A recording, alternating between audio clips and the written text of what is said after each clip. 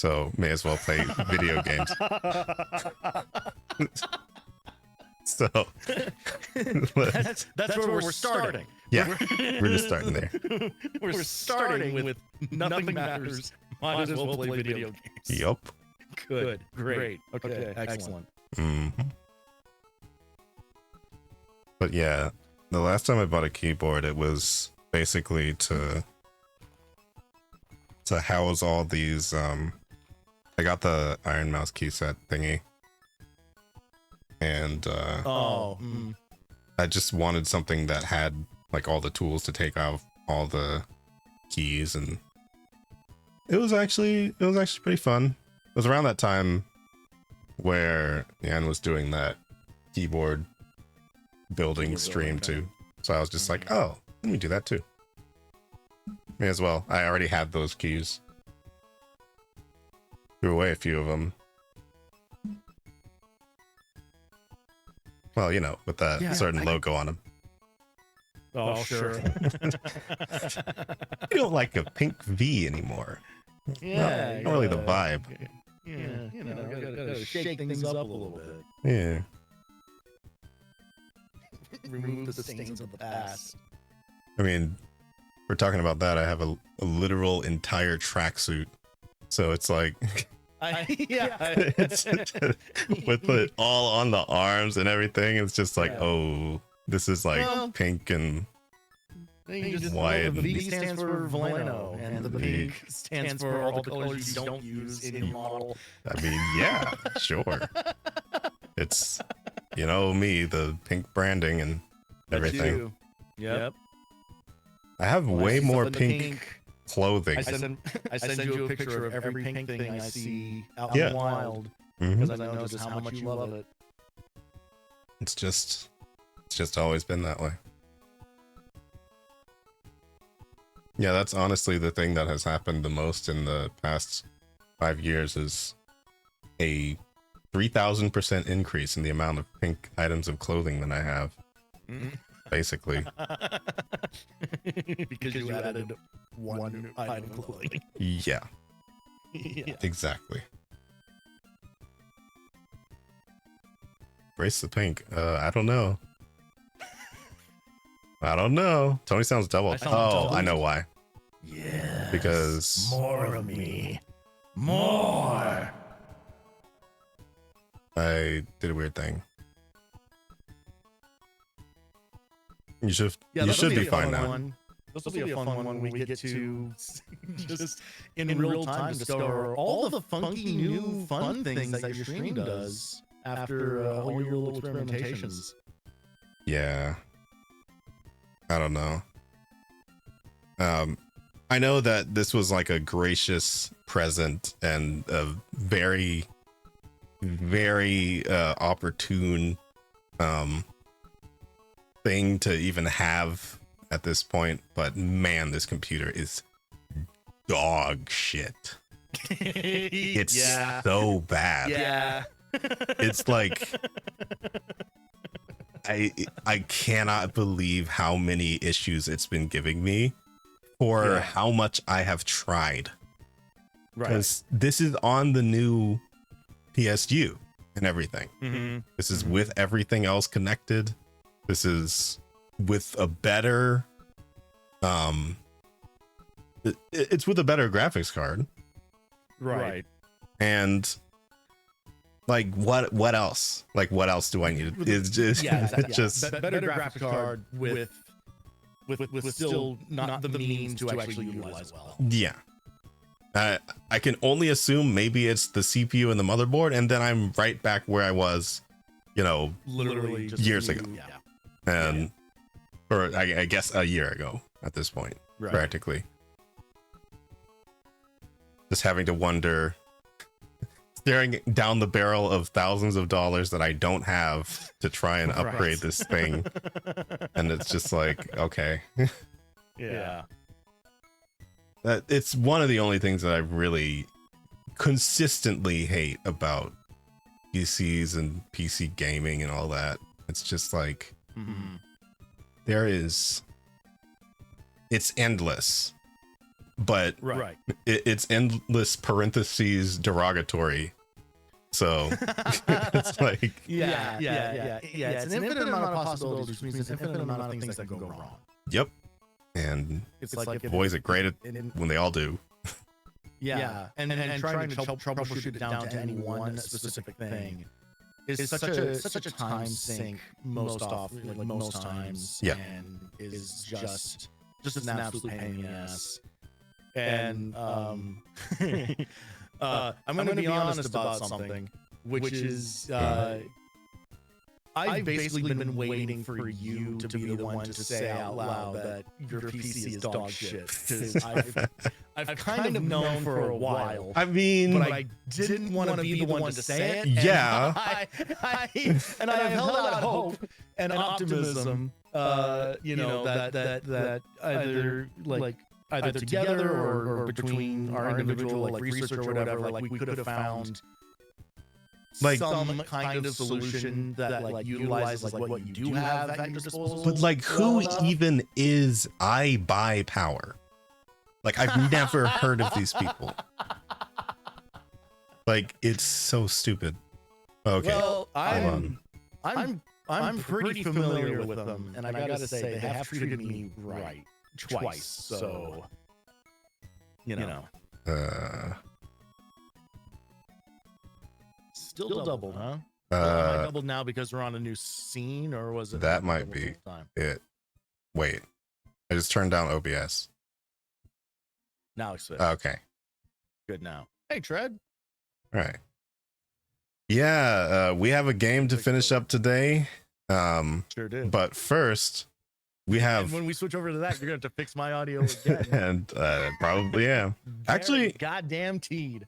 Well, yeah, no, I think it's just for some reason OBS has a little of something. It's so funny how huge that is on the screen. I know.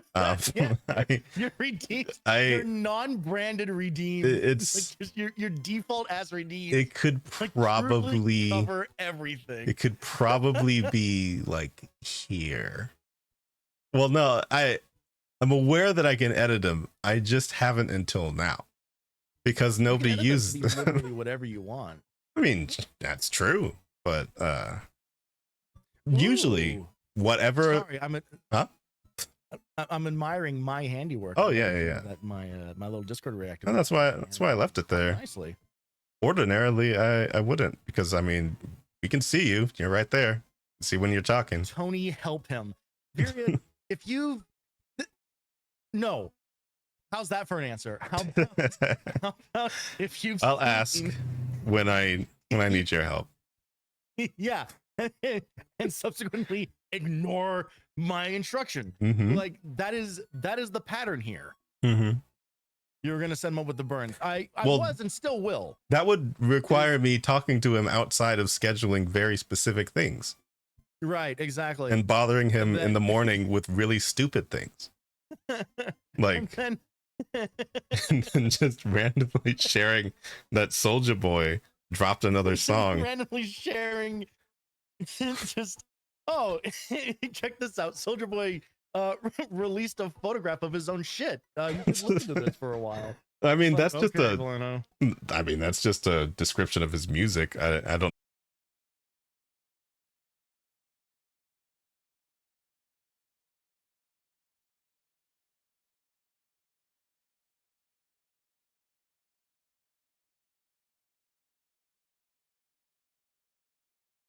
How about you kick down from 60 FPS to 30 for my feed over here? Sure. Why not? No issues for me. Okay, stream pop back up a little bit. I mean, we back.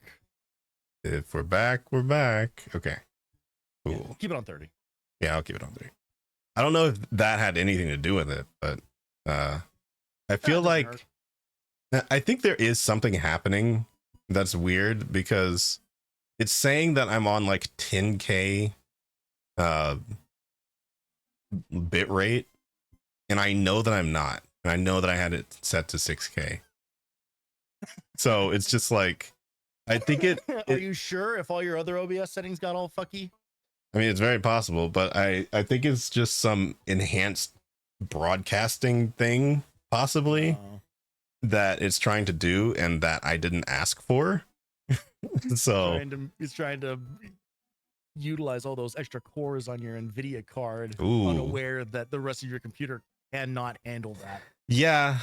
So if there ever becomes a time where I do just give up on this, give up on this PC. Sorry. Finishing the sentence. No, I'm going to use the first one. Giving up. I'm going to go ahead and read into the subtext on that, I think. Giving up on this PC, because frankly, all I really need this to do is to be able to kill chaos, and I don't think we're going to be able to do it. I don't think we're going to be able to. I don't think we're going to be able to do it, and so that is unacceptable. And so we will have to reconvene. It is genuinely unacceptable. And like will actually break my heart if like we don't do that. I don't think we're going to be able to, because I mean, obviously, yes, this playthrough of an NES game has gone about as perfectly as it can, other than the fact that I'm really bad at it. But like mechanically, it's gone really well. Right, yeah. As far as like actual like stream quality and all that jazz goes, it's been pretty painless. So that is good. However,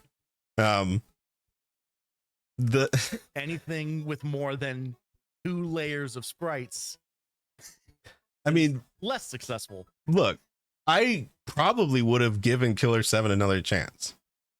You wouldn't. No, let's. If it actually worked. We've been honest this whole time. Let's not go into ridiculous. If it actually worked and, was it, but okay. Yes, I hated the controls. However, the vibe of the game was interesting enough for me to want to keep playing. But I just remembered that we couldn't do it. Basically said. So it's like, if we can't do the game, then what's the point? Yeah. So I mean, I guess we'll just for now stick to things that are from back here. Also, thank you for the follow. Wait, I thought you had done that already. He's doing it. He's doing it again. I thought you had done that already. Followed and refollowed just to see if you actually resized your. Very possible. Thank you for letting me test that. Oh yeah, no, I literally did. I thought that it had happened because you've been over here for several streams, so I just thought like, oh, you must be following. But it gets hard to tell. It gets hard to tell these streamers apart, man. I mean, true.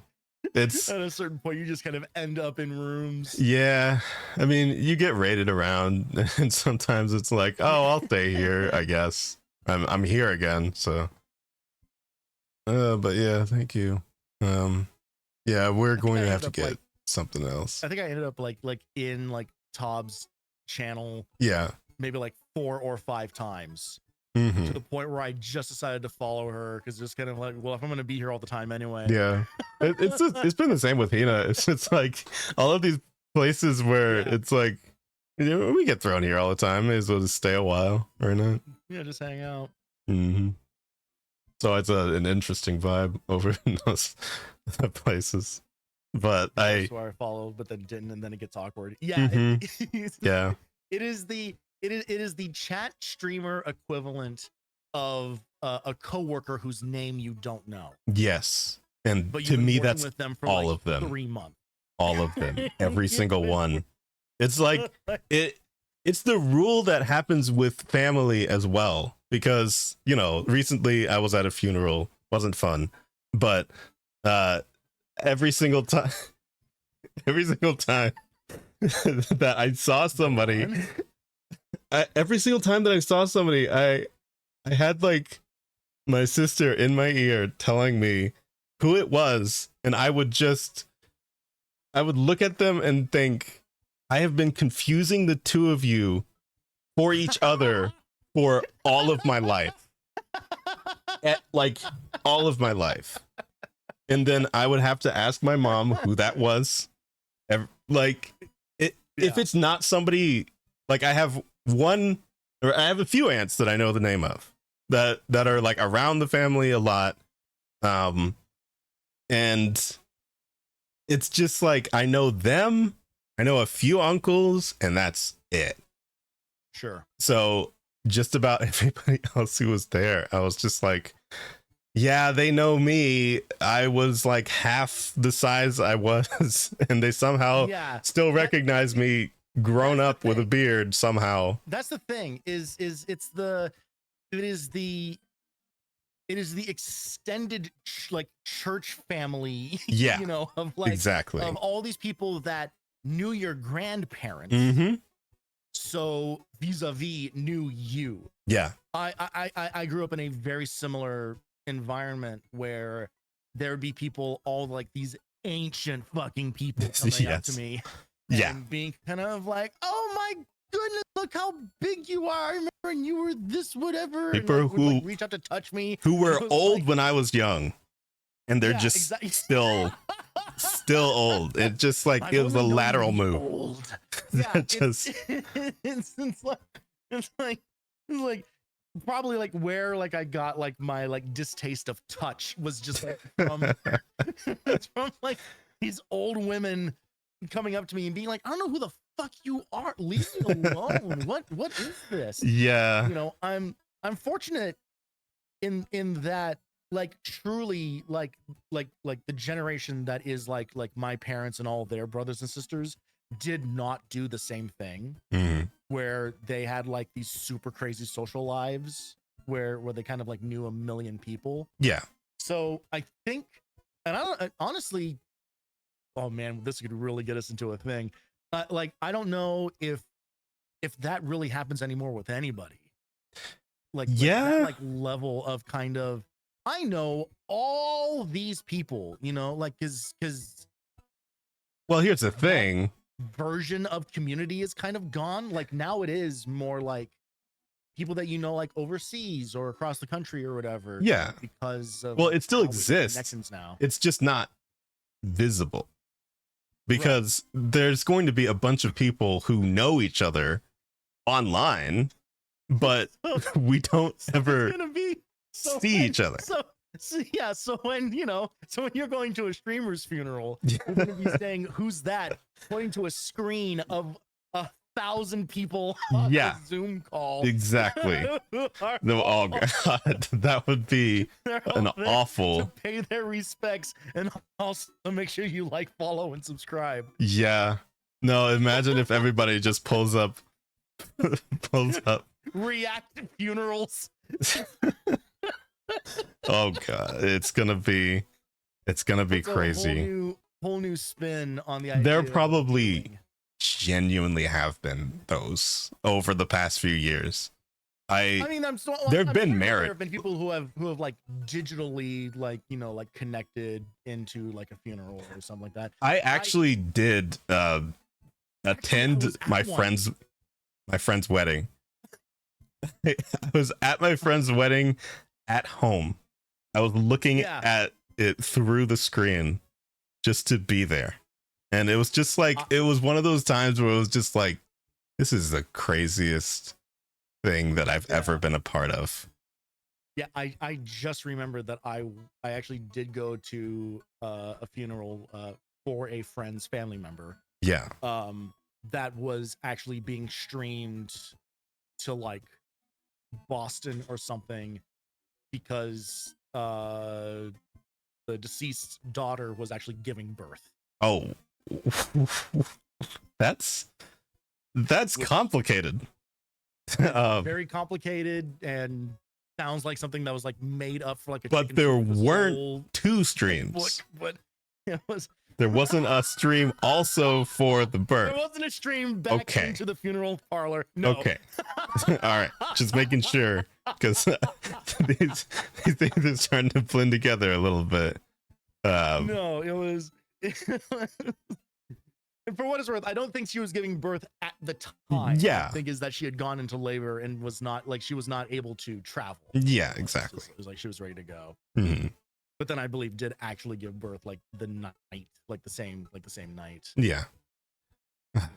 I mean, one of those poetic moments in the universe. Graduation, that does sound like a sitcom plot. But no, graduation live streams are pretty normal. I mean, I'm gonna be attending another one pretty soon for like I mean, people graduate on stream all the time. Yeah, for one of the Niji Sanji people, I think. Yeah. He's gonna be doing that the 29th, I think. But I know what you mean. That's it's gonna be. Hey, I'm sure she'll be back. It's whatever. Oh, do you think? Oh no! Wow, crazy. What's your evidence without naming every streamer who has ever graduated? What's your evidence that this person's gonna come? I can literally name like 3 people who didn't, and out of like maybe 40 who have in the past 5 years. Like, it's pretty likely. What you're describing is the margin of error. Yeah. And like one of them disappeared like suddenly and was just like, I need to be off the internet practically. Somebody who I believe got into a larger corporation at a time when they were saying that they needed to get offline. And then they got really successful through all of that, and it like extended their stay, but they were still like mentally degrading underneath all of that. So it was just like it went way further than it should have, and they were just like, you know what, I'm leaving. It's just like everything evaporated, and it was just like, you know what, good for them. They're taking care of themselves. Again, what I would describe as an outlier. Yeah. Like, if you already know that you need to like not be an online personality, then that's enough self-awareness for like a lifetime. If you know that you need to take care of yourself. Yeah, a bunch of like sudden like fame or whatever is not going to change that, because it's just a further aspect of the thing that you wanted to get out of in the first place. Yep. And it's just going to make you feel guiltier for the time when you do have to leave. And so I stayed around for like 3 years under that kind of pressure, and it's just like, oh, yeesh. Yeah. But hey, you didn't have to graduate. You just left. He was just gone. Well, that was fun, Kirby. Hey, I know too much about VTubers. Hey. We ended up on live streaming. Oh. And fucking people who the internet was not a safe place. Yup. Anyway. Look at this little pink blob guy and all the fun adventures he's having. Oh no, it's 20 minutes of this game we have left. It's a chat in a weird spot. It was definitely in front of my face there for a second. It sure is. I mean, that's fine. That's fine. Leave it. Because I'm about to be in front of your face as well. Oh. The end of this game is excellent. I believe you. Yeah. I am co-signing on Tread's statement. Hey, you know what? Just for you, I'm going to unbind the up key on my. No, it's not the solution. I'm just gonna unbind the up key. Movement set that you need. Just gonna unbind that. Absolutely not the way to go about fixing it. Oh my goodness. All right. You're not allowed to say that Kirby is a really floaty game because it's supposed to be. But it's a really floaty game. In the right circumstances, it is. I didn't know it did all that. Yeah, of course you didn't, because you never used the ability when you were supposed to. Oh, well, that's a first. Oh. Hi, Curly. We are at the end of this game. Wait, this is really easy. Oh, you know what? I know what that's going to be. You know what? Never mind. I'm not. Just I'm at a not. weird angle. You just had there. Okay. Well, no, I'm not. I'm just not. I'm not. Okay. I'm not. I'm not. I'm not. Oh, It doesn't matter. God. It doesn't matter. What? Why It doesn't matter.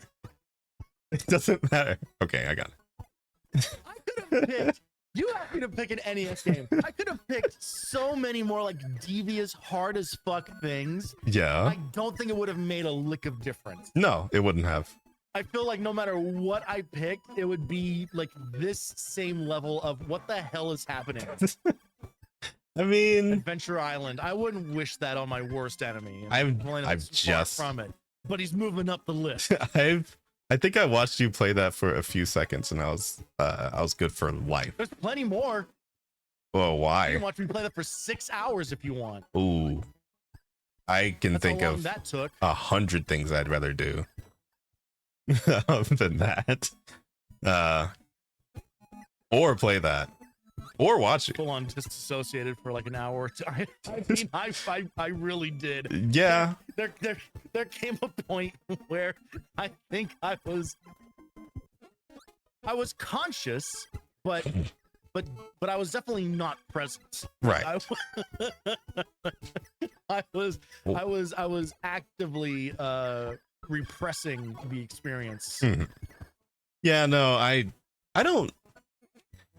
I think it's safe to say that I'm not a fan of. Oh my goodness. Okay. Whoa, look at you. I think it's safe to say that I'm not a fan of games that are that difficult for that little of a reason. Oh, ouch.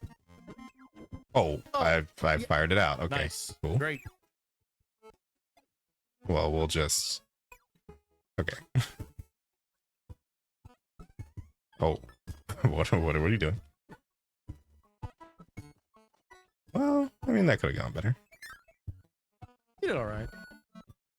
Oh, That is genuinely like the most tedious room in the entire game. really?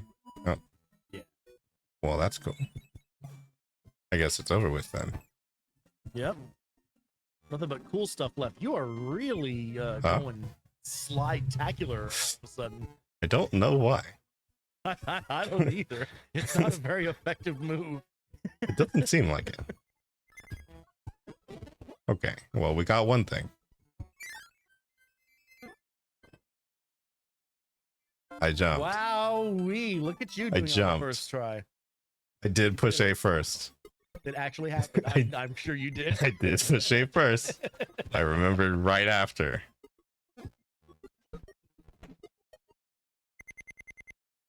I am dying. All right, you're gonna nail with one health left. You're gonna nail this. I'm sure I am. Whatever this is. Oh, you found it. Okay. What? What do you mean I found it? Was that supposed to be hard? I mean, you did not go in the door. You found it. Oh. Found a secret. Oh. Oh, okay. Well, Do it again. I mean, I guess. Amazing. Fucking amazing. Oh. Weird. What is this? Is this a boss rush? No way, right? A boss rush? Are you? Does that sound like something that they would do in the 8-bit era of games? No way. Shit, this is literally the one thing I never found as a kid. What? Ah. Is that like this rare? Is this not? I mean, I guess. I mean, because it's completely unmarked. True. It's just a random spot in the middle of the screen. Oh. Oh. I guess that wasn't working. Okay. There you go. Oh, there we go. I mean, I guess it's if you want a hammer. Wait. Oh, there's more stuff. Oh, this literally is, isn't it? I don't want to do this. It literally is. I don't want to do this. I no longer want to do this, but I showed you all where it is. So if you want to do this, cool. Good for you. I don't think I can get out of this now. That's great. All right. Well, so here's the thing: is that I don't know. I think that might actually be like a glitch. Huh? Because you always have to do. What the fuck just happened there? I don't know. Oh no! This is different. Huh?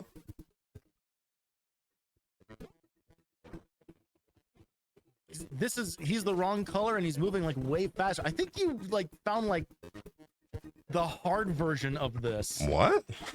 Like accidentally, like everything is moving way faster. I mean, yeah, I can tell. This is like a lot. Ooh. That's the thing that you can attack him back with. Yeah, no, I see. I'm just not not doing it properly. Oh, see, that's that's also happening a lot. Huh. It would be really nice to get out of here. That's not an option. I guess not. Not until you. I guess I can game over. But you know, I mean, it's a secret, so it's not that necessary.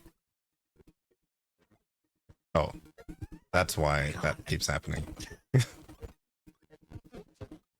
Ah. Right.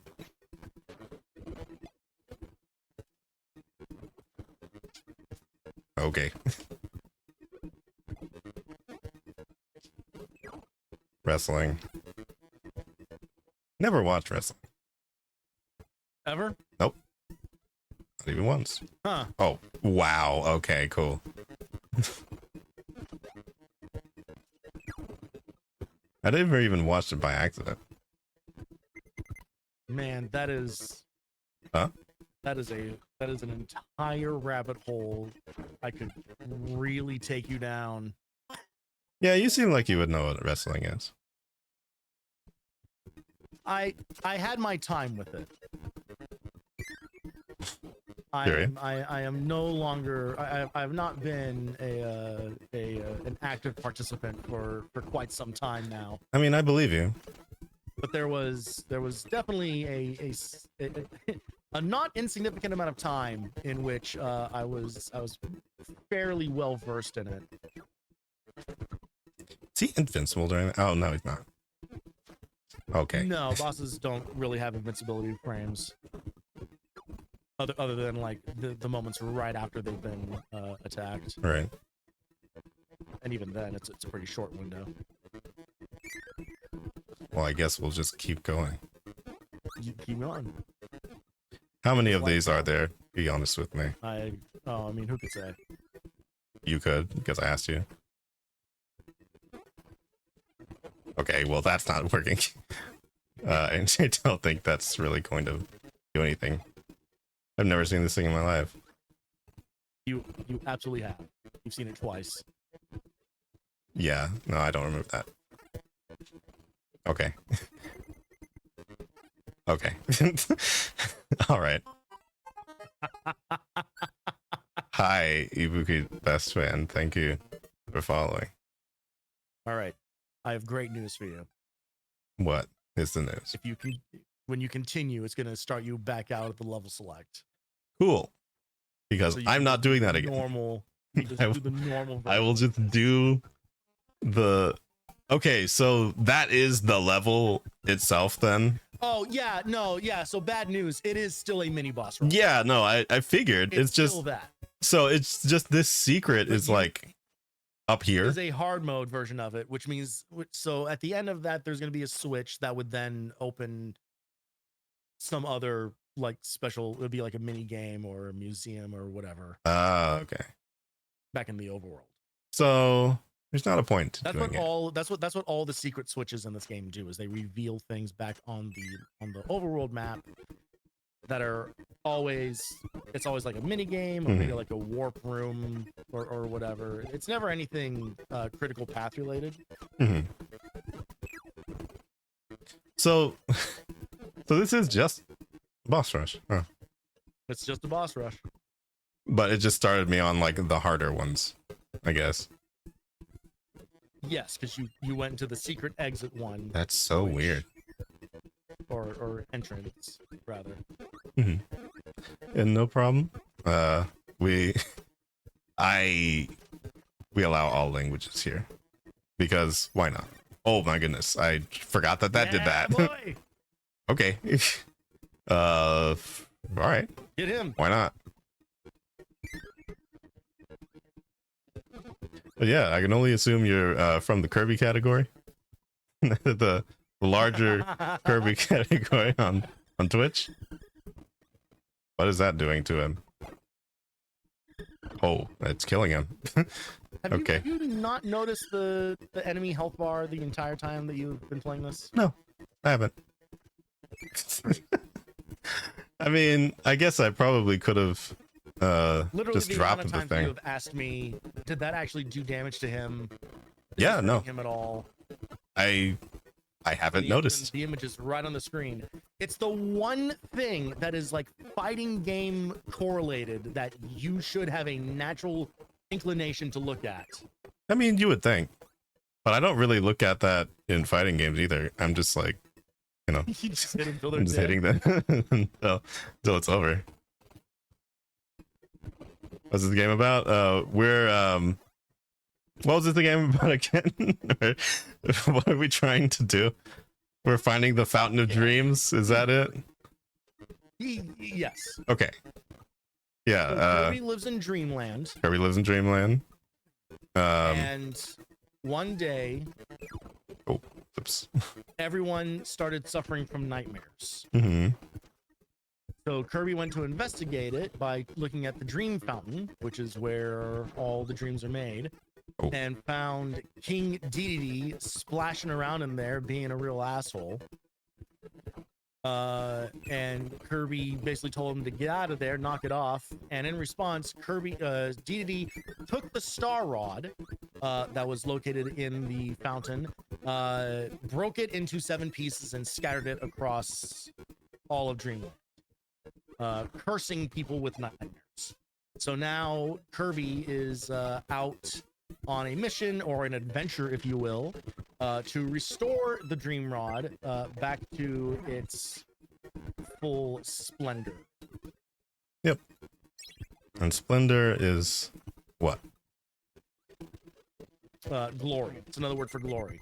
Meanwhile, what Valena was doing is, for some reason, always inhaling and puffing himself up at the exact moment that he should be on the counterattack. Yeah, I don't know what that's about. Endlessly, he avoids no Tony is attacks from his basically enemies. He takes damage from everything until the moment where they're doing the thing where you can hit them back. You'll notice here that he's going to miss this opportunity. There we go. What's crazy is, like, I actually have Tony here to help, but he's not helping. No. Don't let him control the narrative. What happened is I've been here 2 previous times, and during none of those times was my advice or guidance ever taken. Yeah. So I am now on the offensive. It's on the offensive. Make sure that the credits roll. Just to be clear, we're not both the same person. This is not me having a cam on and the model on at the same time. It's not one of those cases. He's explaining all it's just, what is backdrop? Oh, it's probably another throw thing. I probably can't use it. Another throw thing.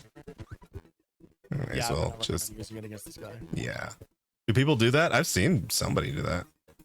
I mean, I have seen people, I've seen VTubers who do like occasionally will do like cam stuff. Yeah. Will keep their avatar up. Yeah. Lena's done that in a couple of like her cooking streams. Yeah.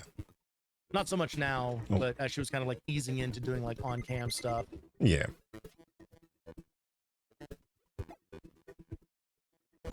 It's an option.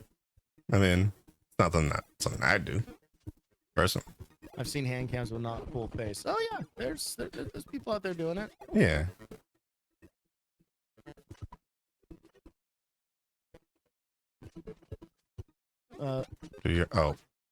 April has my favorite attitude about it, which is there's actually no rules, so who gives a fuck? Do what you want. Yeah, basically.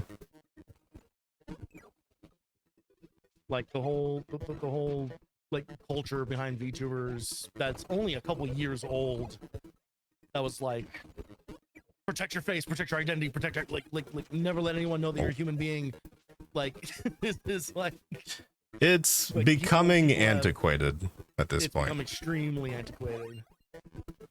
Especially as because people used to be just like weirdly prejudiced against for daring to do like hand cam stuff or whatever. Yeah. From like so-called immersion purists or whatever bullshit. Yeah, I don't know. Congratulations, you finished the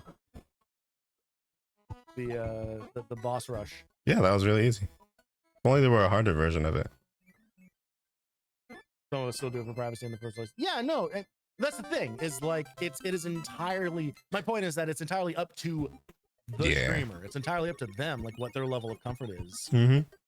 I'm glad that it's an option at all for people to be able to protect themselves or be a specific way about that, and not have people like question that part of it, because that's good. Yeah, of course. Because otherwise, I mean, I feel like when you just start out on cam, there's people who are just like, you have to give me details about every little thing about your life because you're a cam streamer. It's just like they have this weird like expectation about it, and I don't understand that. Yeah. Oh. Okay. Which is funny because I don't think I'm that way. Because I definitely talk about like some personal stuff on stream, but I think that is entirely tied to my personality. Yeah. Nothing to do with whether I was a VTuber. Yeah, exactly. I mean, you literally put like location data on your posts. Like, come on. like what even is that for? Who is that for? Me? Yeah. Not me. Yeah. All of the Discord announcements in my server have a longitude and latitude. Yeah. Like as part of the link. Yeah. They just do. But no, it just I've put like find my device like links in my chat. Like just so people can make my phone ring. Yeah. You know, just some people have a different level about it. Yeah. I wish there was another one of those UFO things. Oh. Okay. Never mind. Don't know what that was about. Let me move as slowly as possible during this, so it's really climactic. Okay.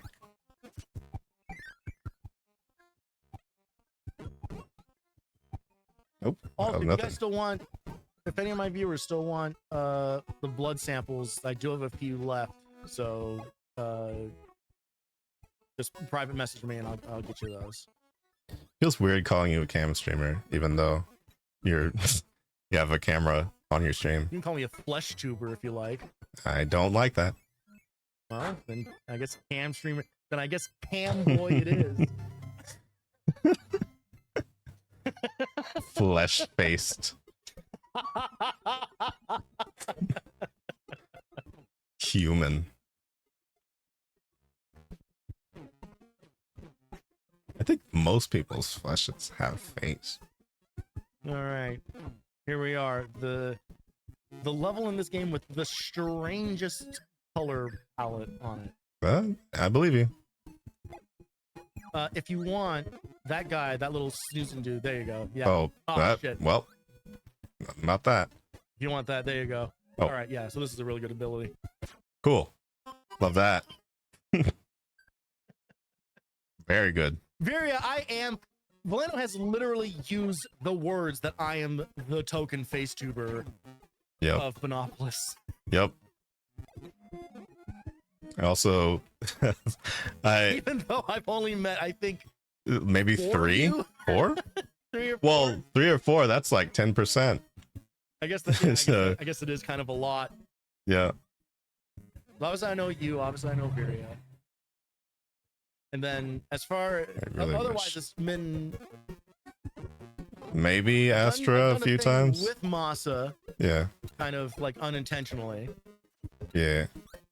I've interacted with Ruka a little bit. Ruka's not a bunny. So I know it's not a bunny, but at least but very adjacent. Yeah. And then otherwise it's been like Ruby and like Lopunny, but mostly just like chat interaction. I think on your channel actually. Yeah, probably.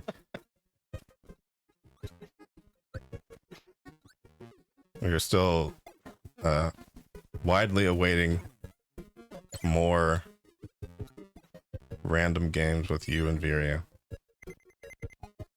That was just the wrong direction. Yeah. Just completely. I did. Yeah. Yeah. I was gonna say, you know, I won't spoil nothing, but there may be things that Viri and I have going on that the rest of y'all don't know. But, Okay. you know, Well, I believe you. we'll just you'll all find out when that happens. I guess we will. I like not having to aim. You're playing Kirby.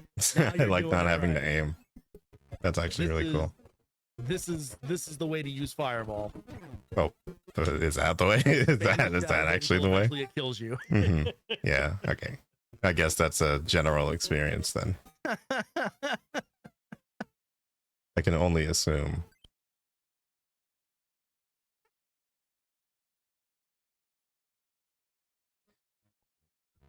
That his sprite was in black and white during that. I wonder what caused that. Yeah. Maybe he was a little depressed. It's just like he went out sad that was time. Probably it.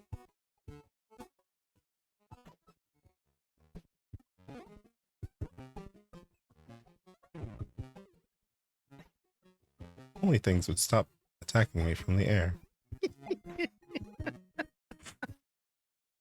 You know what? I don't have to take this.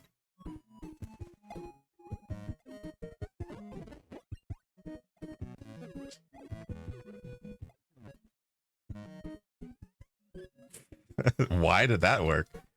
Okay. Because you had invincibility frames. Okay. Well, we made it out with one ability. That's cool. Yeah. Yeah, you only got hit 4 times on that one screen. Oh, who's counting? I don't need to. There's a meter on the bottom that I'm sure you haven't noticed. I noticed the health bar for me, just not the enemies.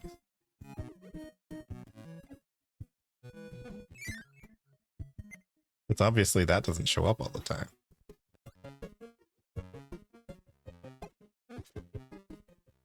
I hate those things. I just want to say. I was gonna say, still have no idea what the visual on these things is supposed to be. Whatever it is, I don't like it. Nice. I'm so lucky that has a backswing. Yep. No, sword kicks ass. Kind of in all of the games, but certainly in this one. Right. It's very versatile. It's one of the few abilities that has a jump attack variant on it.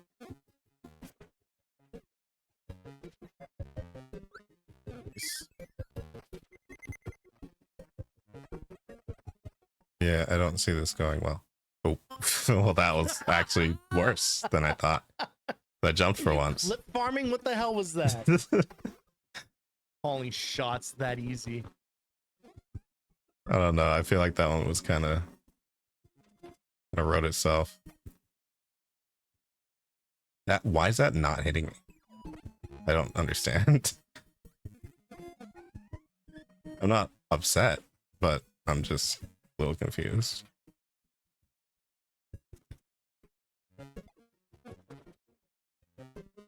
Sure. There you go. Who needs abilities anyway? Get up there! Close.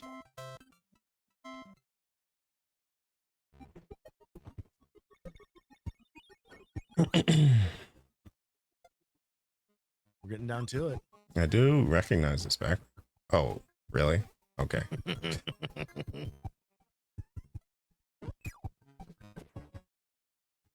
Yeah, what is the range on that anyway? A lot. That far. Okay. So that's about 5 blocks or so. Very cool.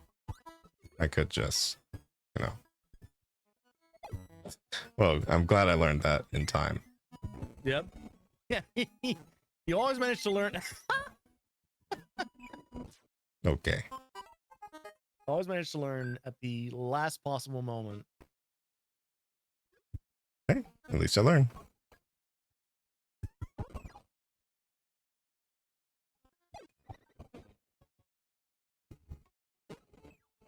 Oh. Okay. Yeah. Yeah, this guy could be kind of a prick. Okay. Well, that was on me. Cool. I guess it doesn't really matter unless there's slopes. Is that guy just down there to be annoying? Just press it once. Oh, okay. Right. Oh, okay. Cool. Yeah, it is a travel Neat. type. Oh, cool. Well, I can't even use it here. No, in fact, this would be a bad place to try it. Uh-huh. Well. This is something I'd love to not deal with. Okay, what? I guess contingencies are crazy in this game. Oh. What's that about? Where'd that happen? Oh. Okay. I think I see. Uh-huh. This is a very common NES thing. For whatever reason, there are a ton of games that will have some version of this screen where gravity goes crazy. Yeah. I mean, I get what they're getting at. Bucky O'Hare does it. Oh. Wait. Oh. Oops. Well, that's what that was for. Yeah. So I'm going to save you a ton of time here. Mm-hmm. Don't bother trying to get this cannon. Okay. Basically, there are 2 ways to do it. One way requires literally frame and pixel perfect execution of Fireball. Oh. The other requires getting a crash from those enemies that were falling down in the first screen and carrying that all the way to the end of the stage. So that you can stand with it at the edge and the crash hits Correct. it and Yes. does yeah. Got time? Time to do it. Yeah, Period. you got time. I don't want to do it. I don't want to be here. You got time. I don't. All right, here we go. Oh. Oh, the song. It's You remember the song. Do you remember this background? No, I don't. It's from the very first level of the game. I do. I was just saying the song. I do remember. But why is it in black and white? Oh. Are we doing a flashback? What's going on? We might be doing a little bit of flashback. We might be doing a little bit of a... I wish we... I mean, this is a cool visual representation. Yeah, look at all the places that you've been. Look at all these different wild locales you've journeyed through on this adventure. Yeah, and I loved them all. Can we like speed it up? Or fucking hate you, man. Can we like wrap it up, maybe? I tell you, this moment 1000% worked on me when I was a kid. Right. Like, genuinely got emotional at this. Oh. Well, like, oh my god, it's all the things. I mean, I guess it also probably works a little better when you don't spend When you 3 don't weeks. take 5 weeks Three- total. Yeah, 3 to 5 weeks on a game that is like 5 hours long. Huge gaps in between. You know. Yeah, it loses its impact a little bit. It does. It does. I'll admit. I can see what they're going for though. You know, it is cool. I'm just saying, this is literally the Game Boy game. Yeah. Well, I was told that it was Link to the Past, and I was lied to. What? I mean, wait. Was that the one that I played? That's the only Zelda game that I've ever played. It was an Zelda game? original. Well, that's Super Nintendo. No, there was an original Game Boy game. Maybe it was a port. Zelda? Yeah. That would have been Zelda. Link's Awakening. Okay. Link's Awakening. Okay. Yeah, I don't know what the names are. But yeah, I played that one, and I thought that was the thing. But I don't know. Never caught me. So I've hated every single Zelda game since.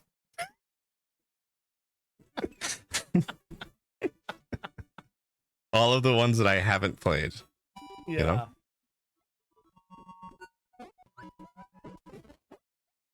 All the ones that refine on the formula and you know. Yeah, no, you better just write it off early. It could never get better. Yeah. Oh, We got wow. there. Oh my god, on the final level. Wow. This has all been worth it. Yeah. Don't ask me to do that again, though. I guess I can't. All right. Here we go. Man, how do I get up there? That's the Dream Fountain. Uh-oh. And of course you have parasols for this. Wait, what? That's supposed to be dramatic? I'm sorry. I mean, not dramatic. It's just that you do fall like into the Right. the music matches up ever so slightly a little bit better, but not that much. Okay. Don't want to ruin any crazy moments here, you know? No, you're fine. Oh. God, I love that you've done that same thing. And what's so funny is that it's not even a criticism that you've done that. That is like such typical Kirby gameplay. Oh, really? Yeah, it's like puff up to get out of danger and then use that and then accidentally use that puff on your ability star so that you can't get it back. Right.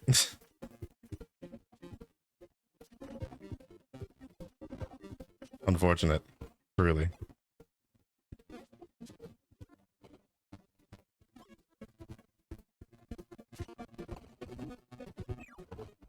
Okay. I mean, if it stays like this the whole time, it's not gonna be that hard. But Yeah, what final boss stays the same the whole time? you have seen every move he has available, so now it's just a matter of execution. Yeah, well, I would feel a bit more comfortable with more than one health, I think. Nah, you'll be fine. I don't know if that's true. Oh, okay. You're not gonna. Okay. Well, oh. I hadn't seen that one. I'd seen him try it. But yeah, no, I see what you mean. Oh, Honestly, this boss fight Oh. is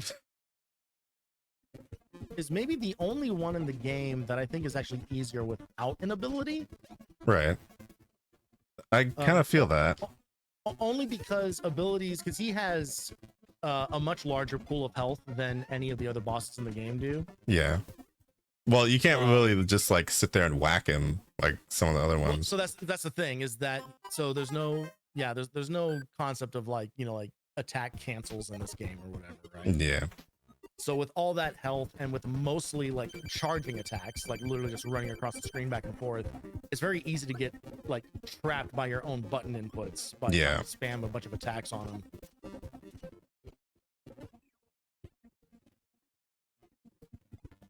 Yeah, and you kind of have to stay a distance too. Because spitting stars at him, like, literally does more damage than abilities do, which is kind of true across the board. But it becomes like really evident in this fight. Yeah, it seems like it.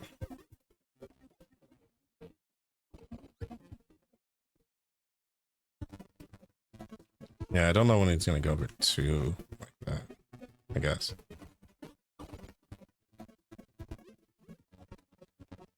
Oh.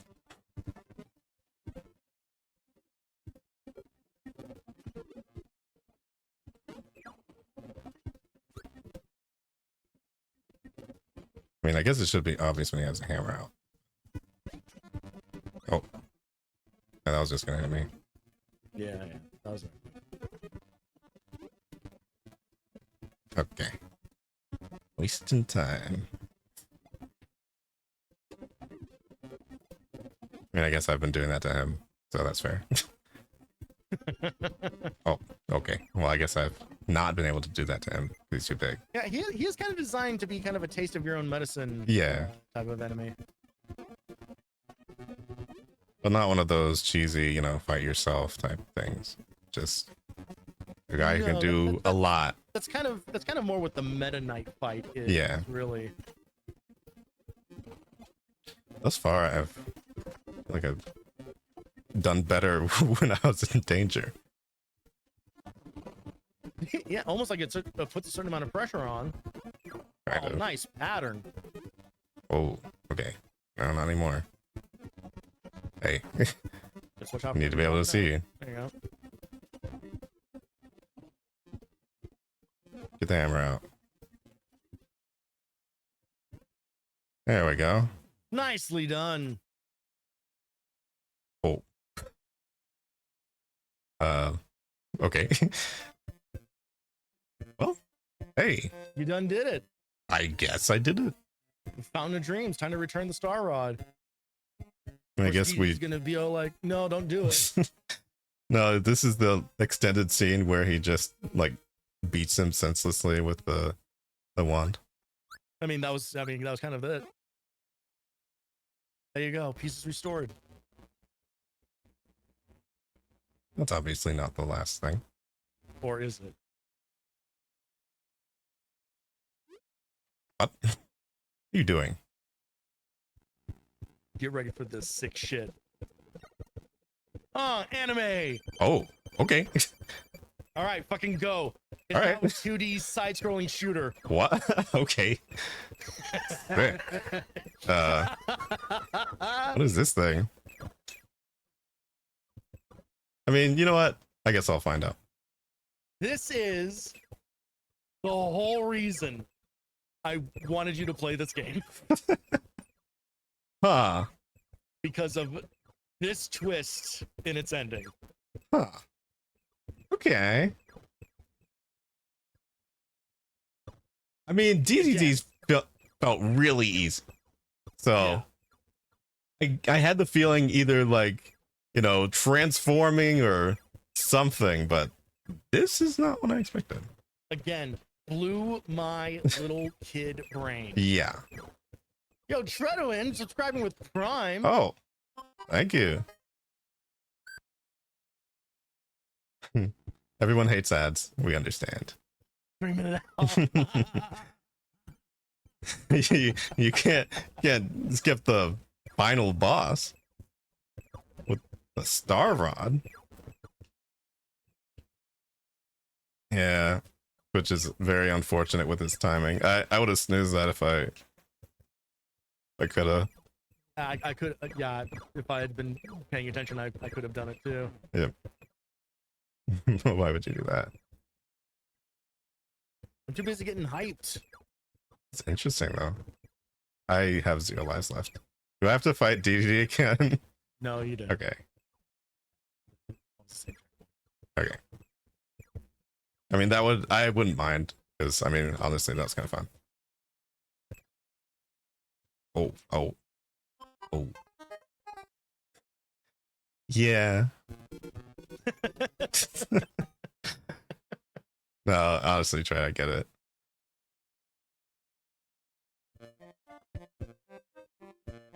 Well, wait a minute, it start skips this early. Crazy.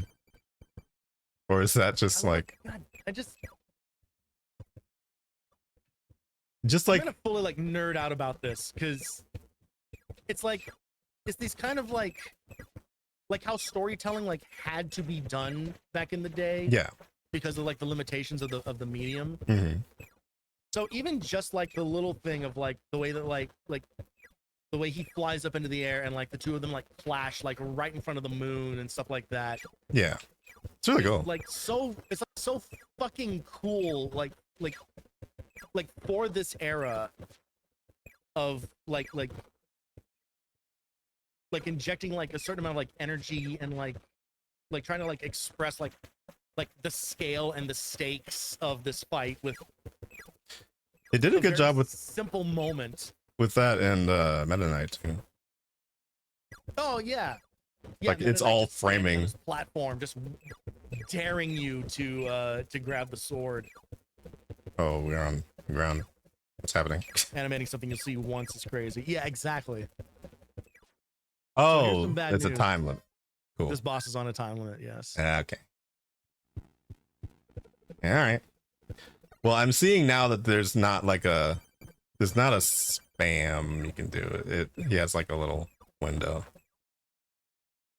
It's a bit of a window, but you're kind of better off spamming anyway. Oh yeah, I guess. Well, just staying out of his way. I like to take my time with bosses. I like to take my time with honestly everything. But well, that is going to serve you ill in this specific circumstance. Yep. Can't do it. If I can't do it, I can't do it. You'll do it. No, I mean, if I can't take my time, I can't take my time. Oh, okay. I know I can do this. So help me God, you'll do it. Like, this is pretty easy, all things considered. It's really cool, but it's pretty easy.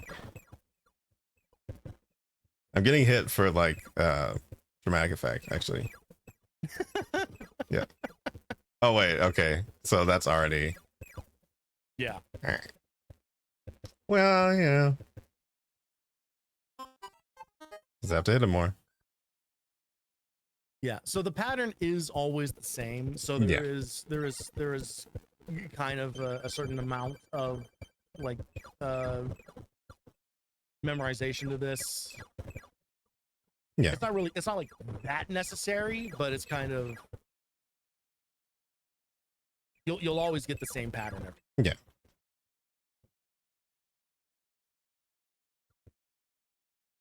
Just during certain things, I wasn't like hitting him. I feel like so. I'll just stay on him.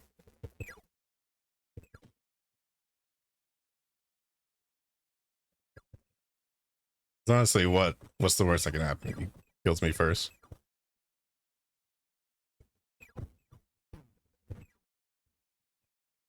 I don't need all this life. Nice. There we go. There you go. There's your way out of here.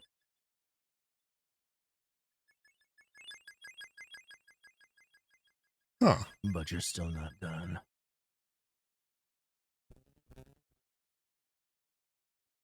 Oh. One of the craziest backgrounds. Oh my goodness.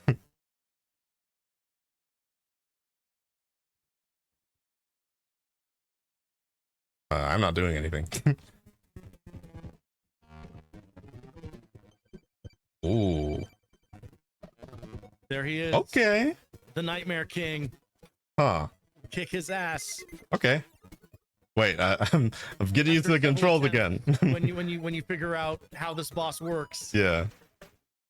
No, I'm trying to figure out like what's my movement right now, because you're back to normal move. Yeah. Okay. All right. But you still have the Star Rod. Yeah. No. What's tripping me out is the everything that's happening. Yes, that and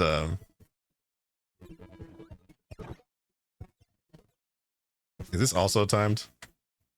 This is not. Okay, that's good. There you go. I love the sprite work. Yeah, it's really cool. It's so goddamn good. Hey, motifs in the boss battle again. Yeah, this boss theme just kicks ass. Really cool. There you go. Yeah, Cool. the expression of his hit, of when he's taking damage, is, God, it's so good. Yeah, what's tripping me out is like, well, I mean, obviously everything, but I'm technically moving when I'm on the ground, but Oh, I'm yeah. not. No, yeah, this is a depth It's very perception trippy. nightmare. Yeah. It doesn't hurt my eyes, but you know, getting close. No, but that, yeah, I mean, I know. It's very overwhelming, of course, but I'm just trying. It is designed to be crazy. It's very crazy. You're having a cosmic battle with a nightmare god. True. How many video games can you say end like that? I mean, can't think of many. Actually, the only other one that I can think of is Persona 5. Well, Spoilers for Persona 5. yeah. I mean, if you were thinking that I was gonna play that, you were dead wrong. No, that was mostly for chat. All right.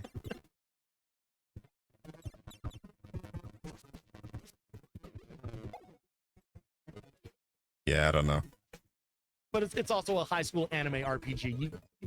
You know that game ends with you fighting God, like they all do. Yeah. Just a natural thing. Do you fight yourself or something that represents it? Yep. And Persona is both. Yep. Throughout its entire runtime. Yeah. I don't know. I feel like I'm glad that Persona exists, but I feel like if it had stayed SMT, it would not have gotten as popular as it did. Or No. like if they had never done good reason. SMT. Like, you know, so I'm grateful that they moved on from that. I mean, I guess they didn't really move on necessarily. They just tried it out. Yeah, like all those franchises now kind of exist in parallel. Yeah. They went back to it eventually. But I can understand why SMT itself wasn't so palatable to people. Yeah, And- the Persona series is way more accessible. I mean, you could argue to its detriment. Yeah, Like it's a little bit. because it is so over tutorialized. Yeah. So slow in introducing new things. Whereas SMT is just kind of like, all right, here's the first enemy of the game. It does 1,000 damage. Like there's kind of no in between for that world of of franchises.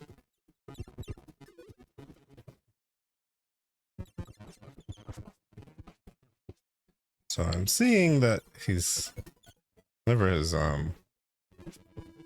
whirly nightmareness is out, I guess. It's when I'm supposed to hit him, but I'm just trying to figure out when all that is. Ooh. Yeah, that was kind of it. You got kind of cucked by a hitbox there. Yeah. There's also some times where I feel like I think he's gonna hit me, but he can't. Oh. Oh man. Yeah.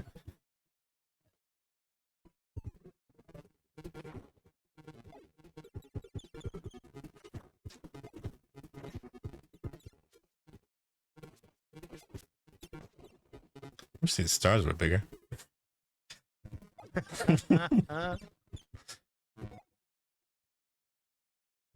I guess I'd be hitting him from the other side. Oh.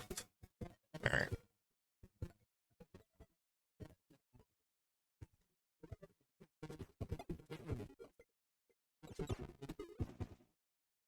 I mean, that's like the more obvious, easy move to hit him with, but Mm-hmm.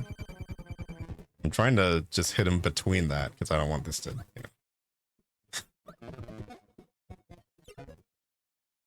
I could take a while to do this because we do have a lot. But Well, and also, well, this fight is also kind of designed to be a bit of a bit of a brawl. yeah.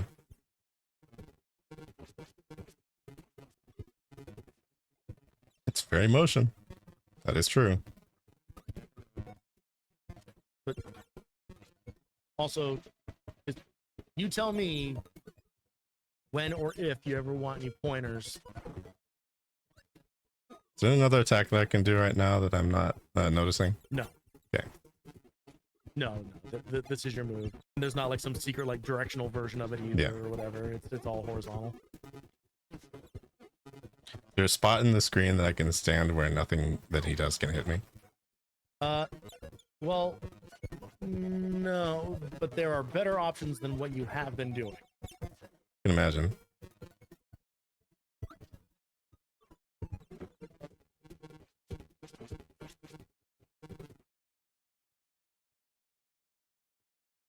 There you go. I feel like I don't really have to be jumping as much as I am. Because he's just kind of, he's not really able to get me down here very much.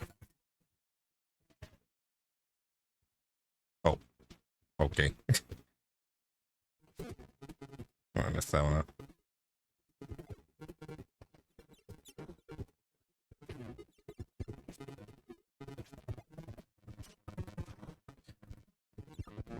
See, I was noticing that. Can I actually still suck up things in this? No. Okay. So that's just me having inhaled air again. Yeah. Cool.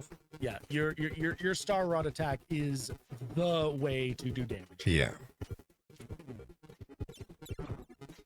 Ah. Well, I'm noticing that those stars don't do anything. Whoa. Okay. Just showing off, I guess.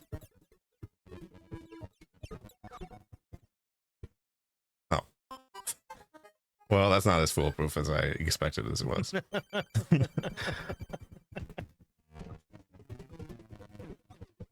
I thought I was onto something. You can hit him, but you do still have to... Wait, no, you can't. What was happening then? Well, so, I mean, there's a couple things that are happening during that specific attack. Oh. You can cancel his projectiles, and you can also hit him. It's just that the timing of by the time your projectile gets to him, he's already put his cloak back up. Yeah. Oh. But the idea is there. The idea is. Doesn't actually have as much HP as I think either. I think DDT actually still have more. I think DDD generally does have more.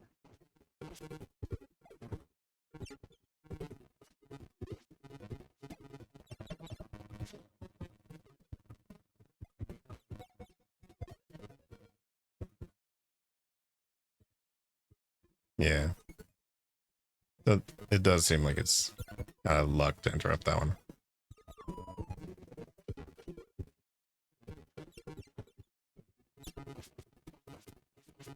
I don't know. I could probably just stop going for it, but...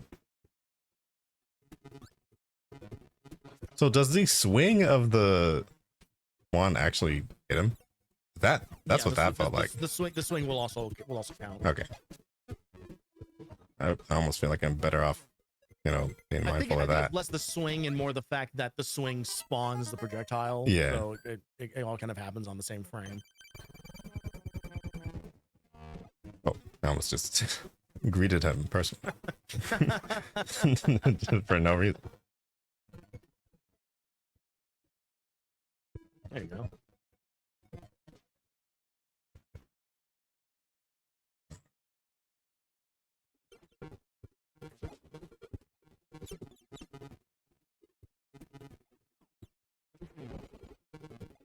Nice.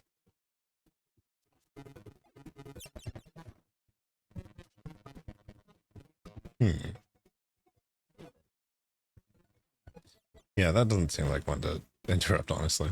It's really fast. Yeah, the window on that is so tight.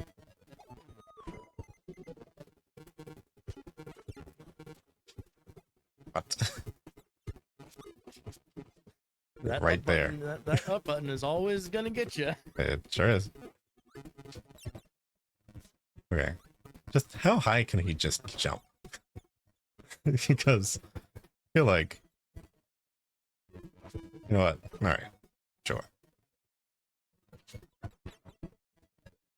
What if, okay, next run, I don't press the up button at all.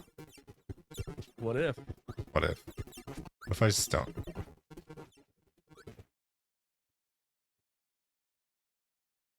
What? All right, sure. I'm not even gonna complain. Swing.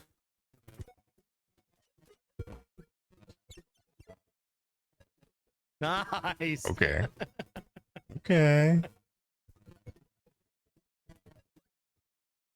What if the answer was to just not float at all? What if the answer all along was just to not float? Could you imagine if the entire time you've been playing this game, the thing that has been your worst enemy has been the thing that you could not avoid doing? What if I did the entire run without floating? What if I actually just played through the whole game again tonight without floating? I mean, honestly, you might get through it better. Probably a little faster. I might imagine. What if instead of pressing up, I press down all the time? We could just have this. Then we can actually have that. Hey, You know? welcome to my pancake rung of Kirby's Adventure. Oh, we got this. Check that out. I'm just gonna slide on him. This is going a million times better. Uh-huh. Oh, okay. Well, I slid at a bad time. Well, You know, you have unlocked the secret behind genuinely 90% of NES games, What if I didn't move? which is, what if I just played a little slower? Yeah. What if I was just a little more careful and patient about this? It's the answer in fighting games too, and it's frustrating and annoying. Because it's always when like, it comes to NES games, like everything about the presentation makes you think that you need to be going fucking ham. yeah. And that was a million times easier. Oh my goodness. That's scary. Well, I have great news for you. It's not You over. just beat your first NES game. Oh, wow. Okay. No more nightmares. And also you have permanently affected the tides. Oh. Well, they didn't mind. Kirby fought to find the Star Rod. The King Dedede did not mean any harm. He was just kind of weird about it. Bad dreams had invaded the dreamland. A nightmare came to the dream spring and tried to cause pain to the people.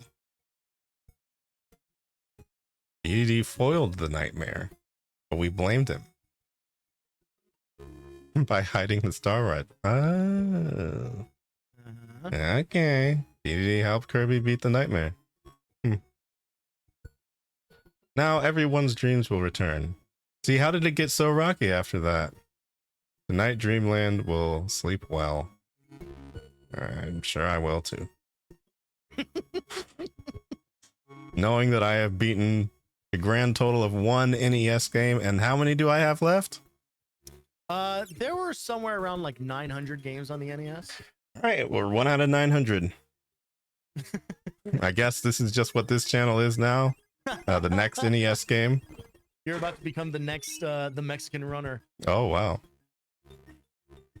Is there anyone on this planet who has beaten every single NES game? That is who that is. Really?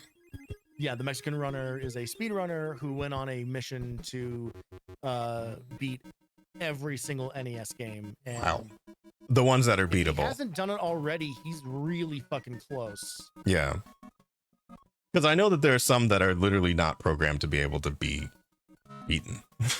Even the unlicensed stuff. I mean, I think so. It depends on what you mean by unlicensed.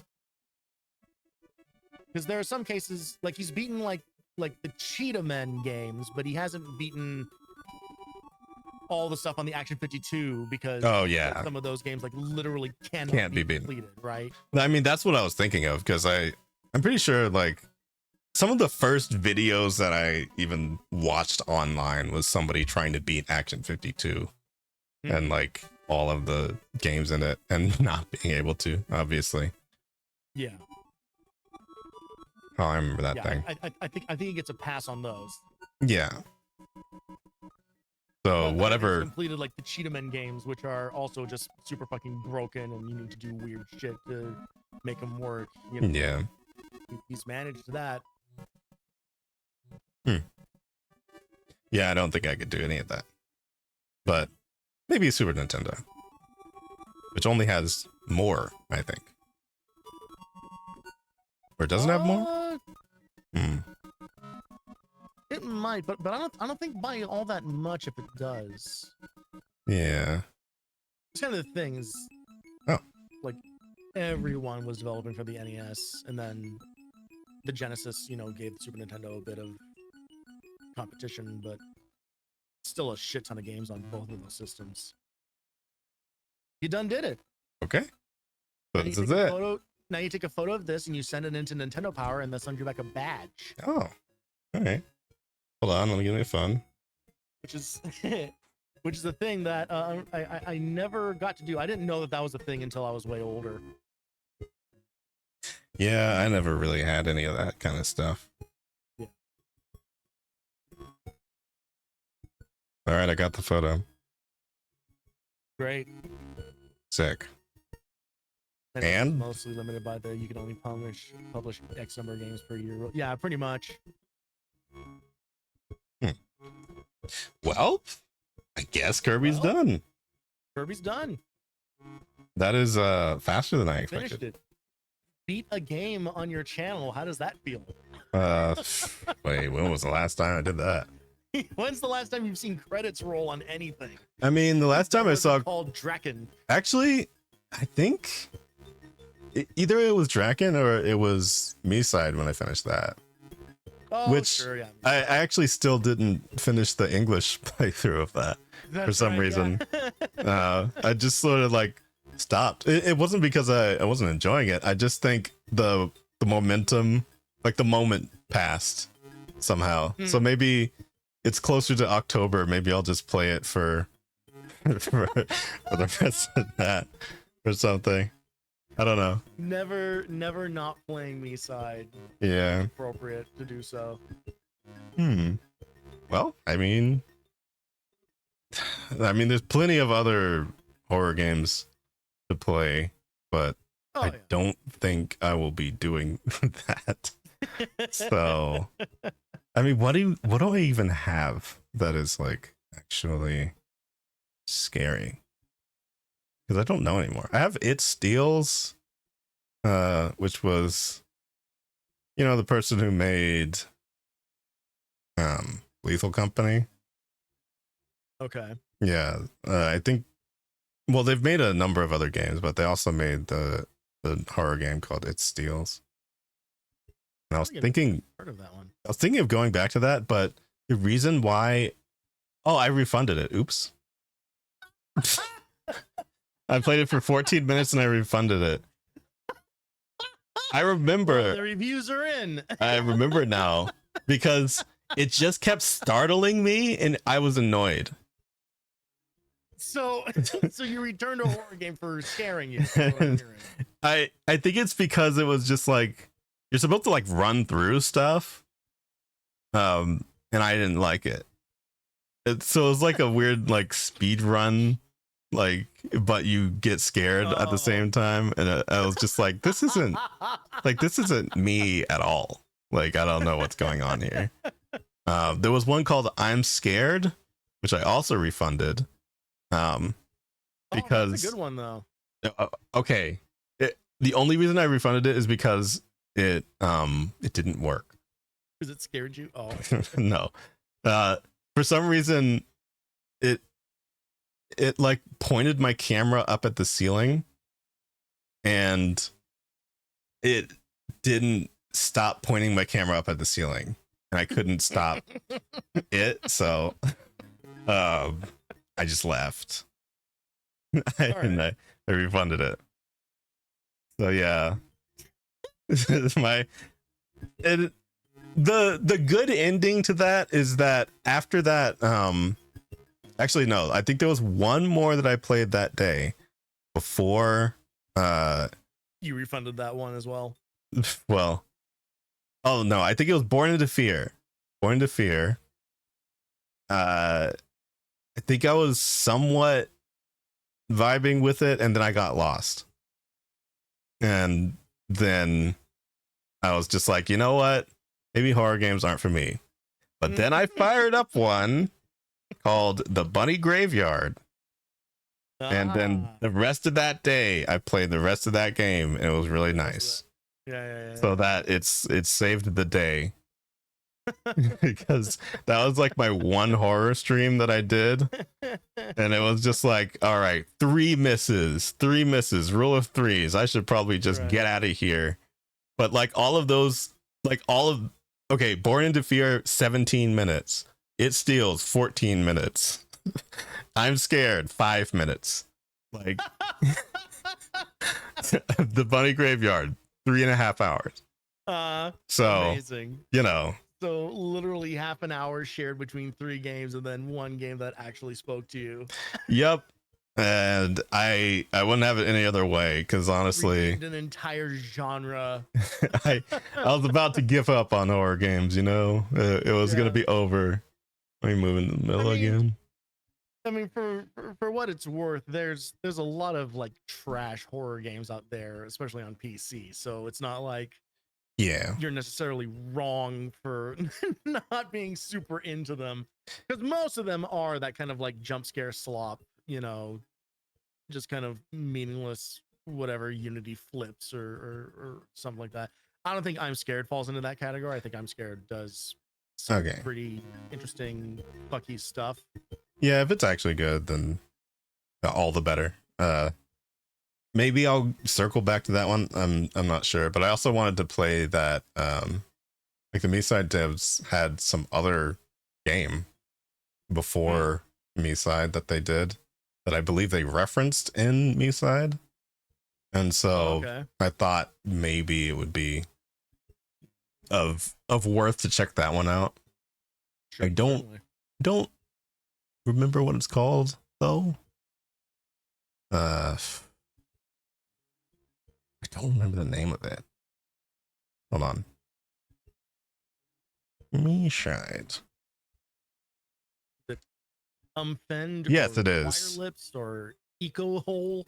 I mean, I don't know what all those other ones are, but it was Umfend, I think. Yeah, it was Umfend. Okay. That was the one that I was curious to check out, because it was just like a random doll of that character in there. And just the look of it, you know, it looks scary or whatever. I don't know what I'm in I'm in for with that, but I mean, I liked Me-Side, so who knows?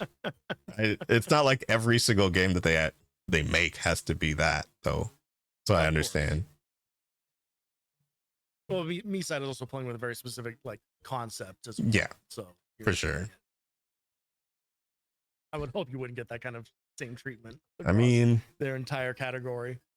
Granted, there's probably been instances already of people kind of like riding on the success of that game, but I don't know what that would entail, because the way that they specifically did that, I don't know if it would be as easy to replicate, just because it's like there's so many games within games for that. That's what I was gonna say. Is like it's kind of you can't exactly give like all credit to Meeside for inventing the idea of a fourth wall breaking.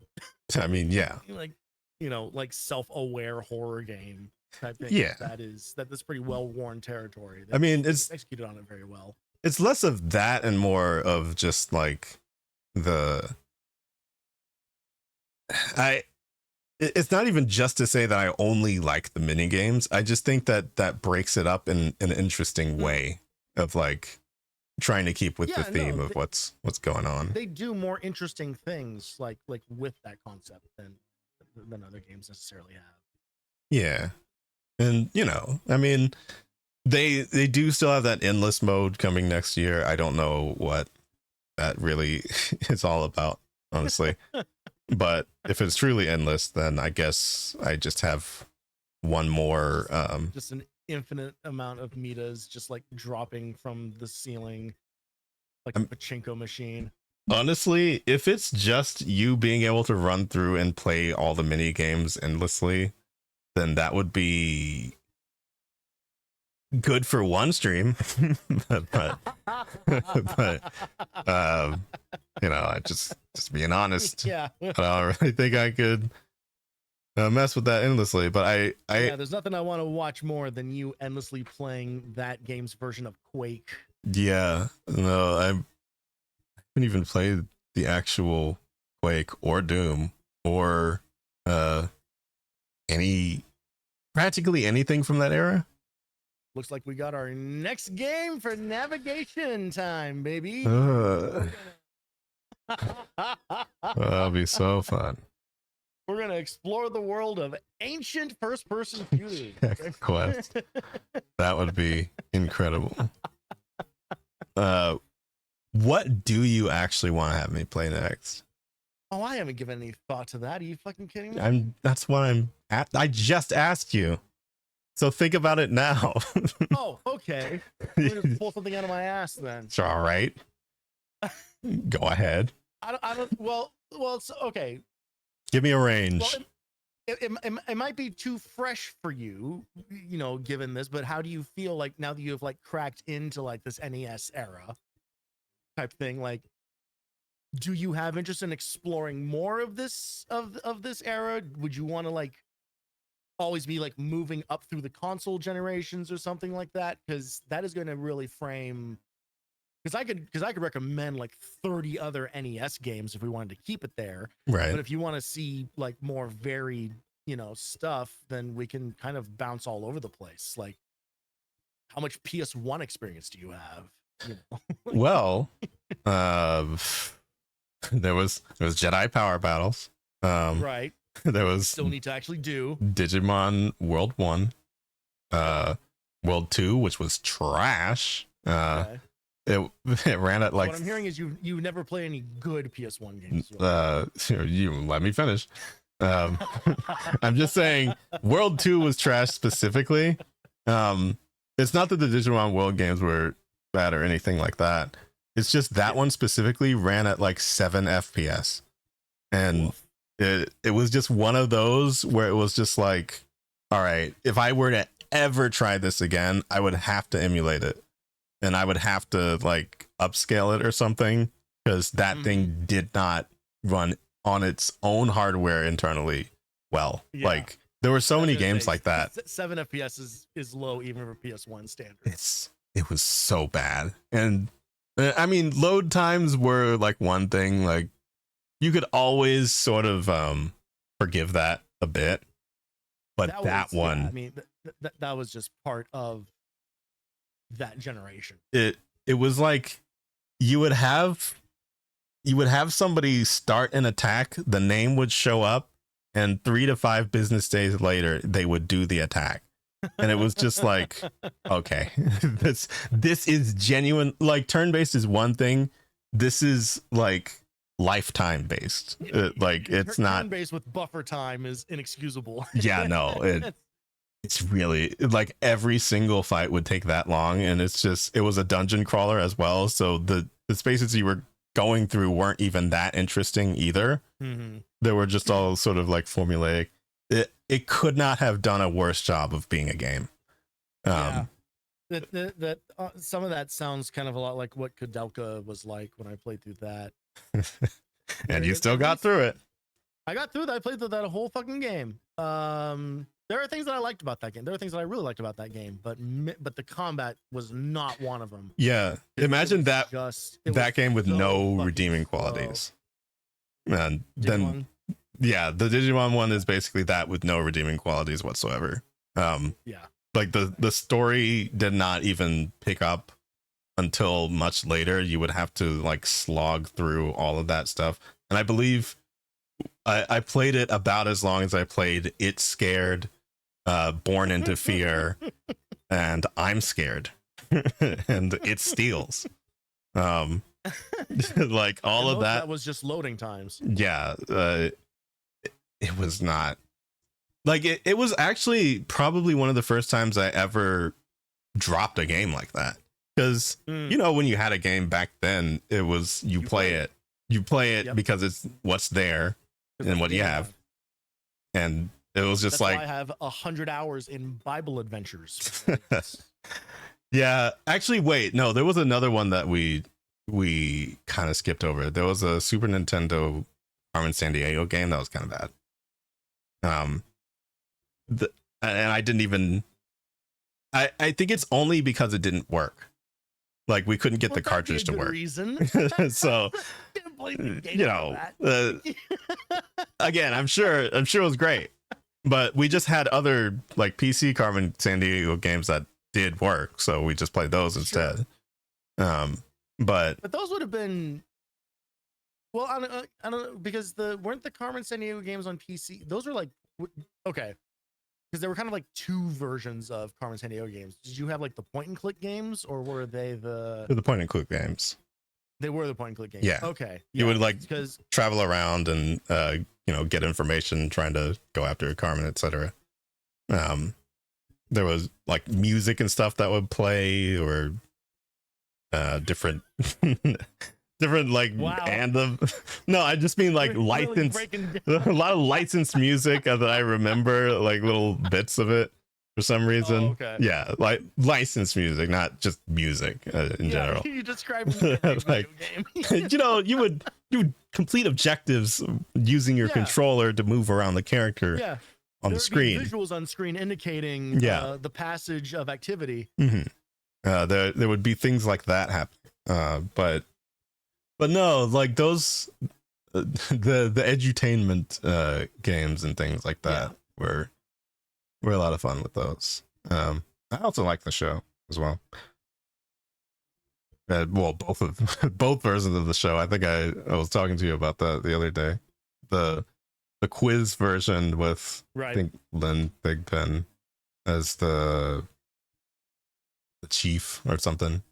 Yeah, the quiz version, which as part of us we also discussed, we're like almost 90% of those answers. Yeah, like the information on that show is no longer accurate.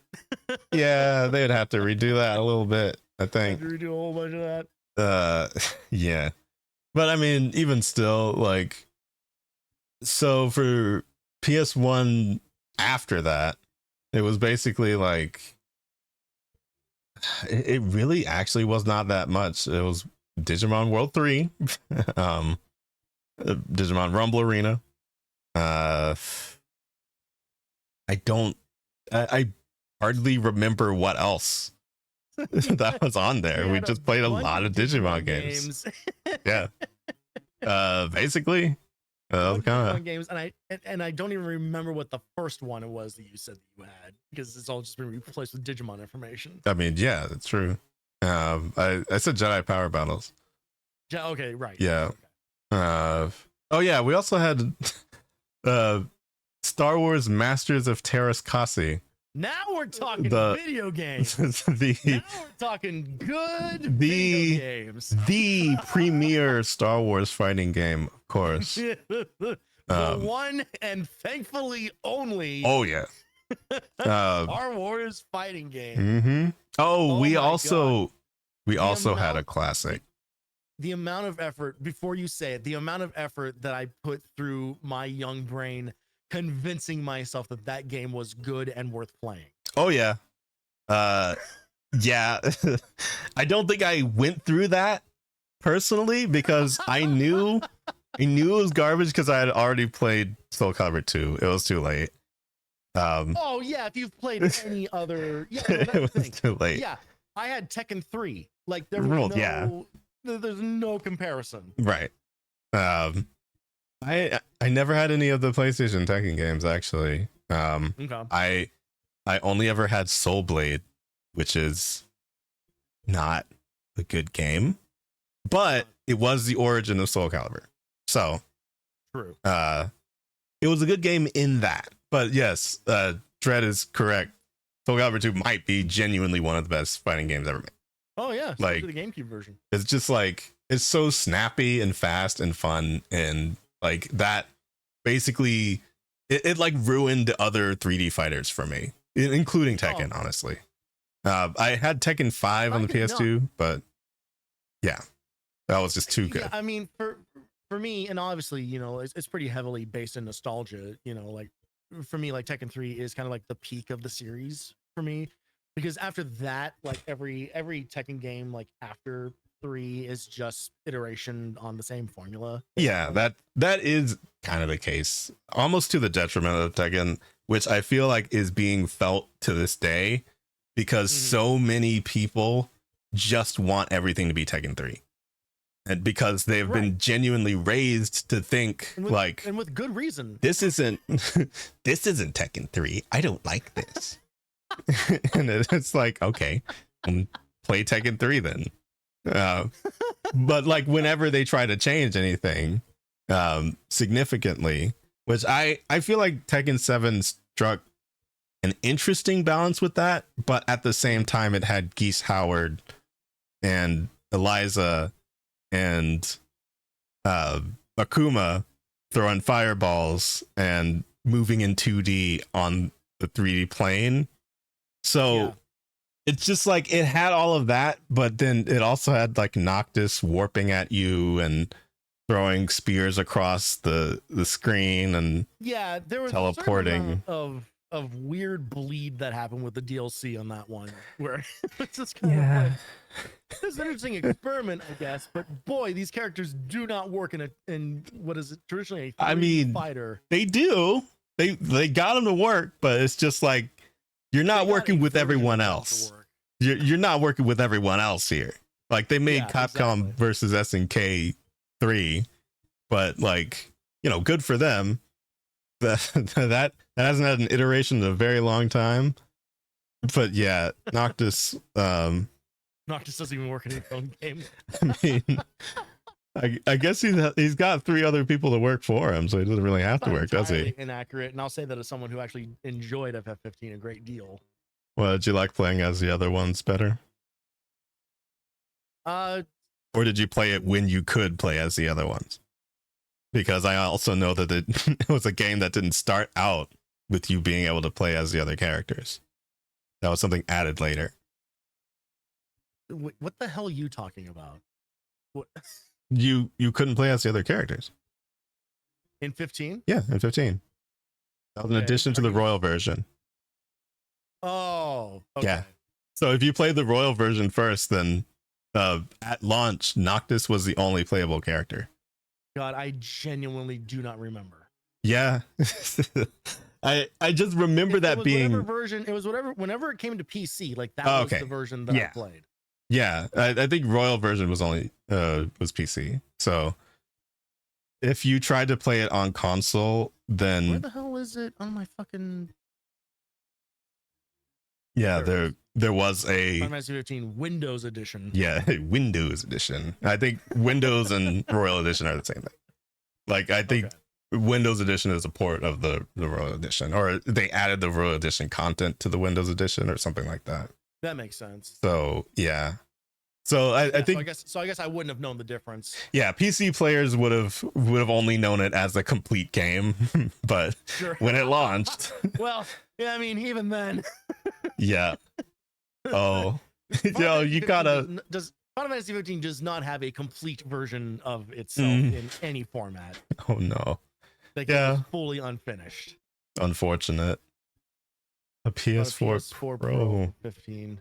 so ass I didn't actually play the past the 10-hour mark until the PC version. Yeah, but like watching with like I can't imagine most of these Final Fantasy games if you could only play as the main character. Like, it doesn't make any sense to me. I don't know. People haven't complained about 16. Is that the case in that game? That is the case in that game. You can only play. Well, I mean, he also has like a million different styles. He has. He has. Yeah, he does. No, he does. Yeah, and but I mean, honestly, none of the. Yeah, like it's DMC. Yeah, pretty much. Yeah. He's like doing combos and stuff. Like I get it there, maybe. Yeah, there's definitely. But Noctis is not doing all that. I guarantee you. Like that's not the same thing. You get a dog. You get a dog. You get Repeat from Tales of Vesperia. Prompto's kind of your dog in 15. Okay.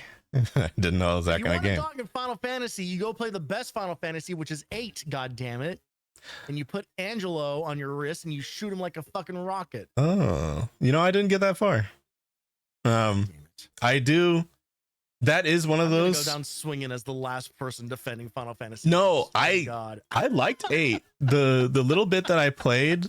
Okay, there was a period of time where I had on PSP, 7, 8, and 9, and I was trying to give them the chance because I was like turning my nose up at Final Fantasy in general because I was, I'm a 13 defender. I sympathize. Hey, Tread is based. I'm just trying to say because like 13 gets so much flack, well-deserved hate, and I cannot believe that part of the thing that people try to say about it is that it's linear. What do you want? Oh, that I don't like. Yeah. What do you want from? It's a JRPG. It's the only rhythm game I enjoy. It's just like, and yeah, the combat is relatively simple. Okay. No, we have like talked, what? This is now genuinely, like I think like the 5th time we've talked about Final Fantasy 13. Yeah. On our collabs. Yeah, it probably is. But like the gameplay was the stuff that I liked about it. Mm-hmm. It was like I love that battle system. Well, love is maybe a little bit too much, but it's fun. It's a little narrative consistency for it to be linear until Pulse. I mean, yeah. I mean, pretty much. And then it opens up to 2 paths instead of 1. Yeah, exactly. And it's like, ooh, we get 2 paths and they converge, and then we go on the other path again. Ooh. And you have to play. Yeah, exactly. You have to play through both paths anyway. Yeah. Well, I mean, that's fine, honestly. But would I have preferred it another way to just run around and, be with lightning and snow and hope a little longer? No. I don't. So that's the thing. That's the thing. If the game wasn't linear, your reward is you get to be with these fucking idiots for even longer. No, so now let's be real here. I like Saz. I like Fang. Vanille's fine. Lightning is passable. How quickly the drop off goes. I like them. She's fine. Vanille's fine. I was not offended by Vanille being like a happier character in a series like this. Basically, I feel like it's honestly a good contrast. I mean, you need a character who's not so fucking in their own feelings the entire time. Yeah. In order to balance that cast out at all. Okay, so here's the reason why I still don't like Snow is because Here we go. It's because of the second game. Wandered into a minefield. The second game and the third game is the reason why I don't like Snow. That's just all I'll say. If it was just the first game, we're not talking about 2 in Lightning Returns, though, are we? If it was just the first game, then yes, I like Snow. But yeah, okay. Well, you haven't seen what I've seen, so buckle up. That's just all I'm gonna say. I know the truth. Actually, you know what? There. Here, I'll just save you the time. I'm not going to tell you anything except just don't play 2. Just don't ever play 2. And yeah, that is true. But yeah, just yeah, just don't play 2 at all. It genuinely has it offers nothing to the series whatsoever. Everything about it that is significant is summarized in Lightning Returns, so just play Lightning Returns. There's nothing of value in 2 whatsoever. It's not even fun. It's genuinely just like that's the real kicker. It's a huge waste of time. If you can't even enjoy like the moment to moment gameplay in it, then truly, what is the point? It just like it plays like 1 again, so just play 1 again, or just play 2, or play Lightning Returns. I've told you I have 2 copies of 13.2, haven't I? No, you didn't. I don't think.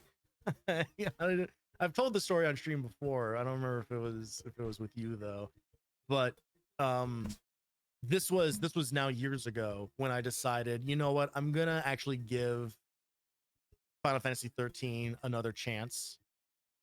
And so because by then I'd already like traded it back in or whatever. I don't even remember what happened to like the first copy of it that I had. So I went online and found a copy of it used and ordered it. And what arrived in my mailbox was the case for FF13 containing the disc for FF13.2. Oh no. So I reached out to the seller, said, hey, here's what happened. They said, oh my God, so sorry. Keep that one. Don't worry about it. I'll send you the right one. Which is cool and chill. Yeah. So like 2 weeks later in my mailbox, I receive an FF13 case holding inside it both an FF13 and FF13.2 disc. Amazing. At least it was both. I think this guy was just trying to offload copies. You know what? Honestly, fair. I get it. Because, like... So, I don't know if I still have them, or I may have traded one of them, or... The unfortunate thing is, like, it's not for lack of trying. I think I might actually see them on my shelf in front of me. I have tried to play that game no more than 3 separate times, I think. And each time I make it less and less far in of just thinking like it doesn't have the discs in it. Yeah. But I can show you the 2 cases. Yeah. Final Fantasy 13. Amazing. Oh my goodness. I mean, I guess I moved all of my discs into a binder. Oh, that's probably fair. So, like, I do remember that I had the 360 version of 13, so I had like 3 discs of 13. Oh, yeah. And I think Pulse was on like disc 2 or something, and like the rest of it was on disc 3. It's so funny. It's not even that like, the 360 was an interesting console that I really didn't utilize very much, because I mostly play JRPGs on it. And that's honestly kind of all 3 consoles from that generation are interesting as hell. Yeah. It was truly, really only in retrospect that is maybe the single wildest console generation. Oh yeah, we have ever had, for sure. Entirely from the perspective of just the hardware. Mm-hmm. Like I would make arguments for every other generation when it comes to the games, but when it comes to the actual like system hardware, the 360, the PS3, and the Wii are so fucking crazy. Yeah, just on their own, for all sorts of different reasons, you know. Like the PS3 being a $600 console with a chip that no one knew how to develop for, with 5 different versions of the console, with all these different levels of backwards compatibility and everything, but also being an amazing like at home Blu-ray player and Yep. like this thing that's like, oh my god, like if you get a PS3, you actually have like an entire like entertainment system. You know, it's like, yeah, the games are kind of, but everything else about it's crazy.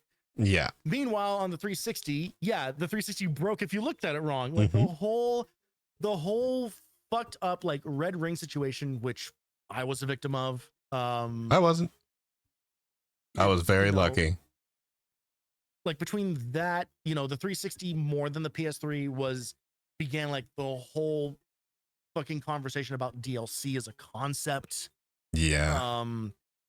You know, all of them had proprietary memory solutions and shit like that.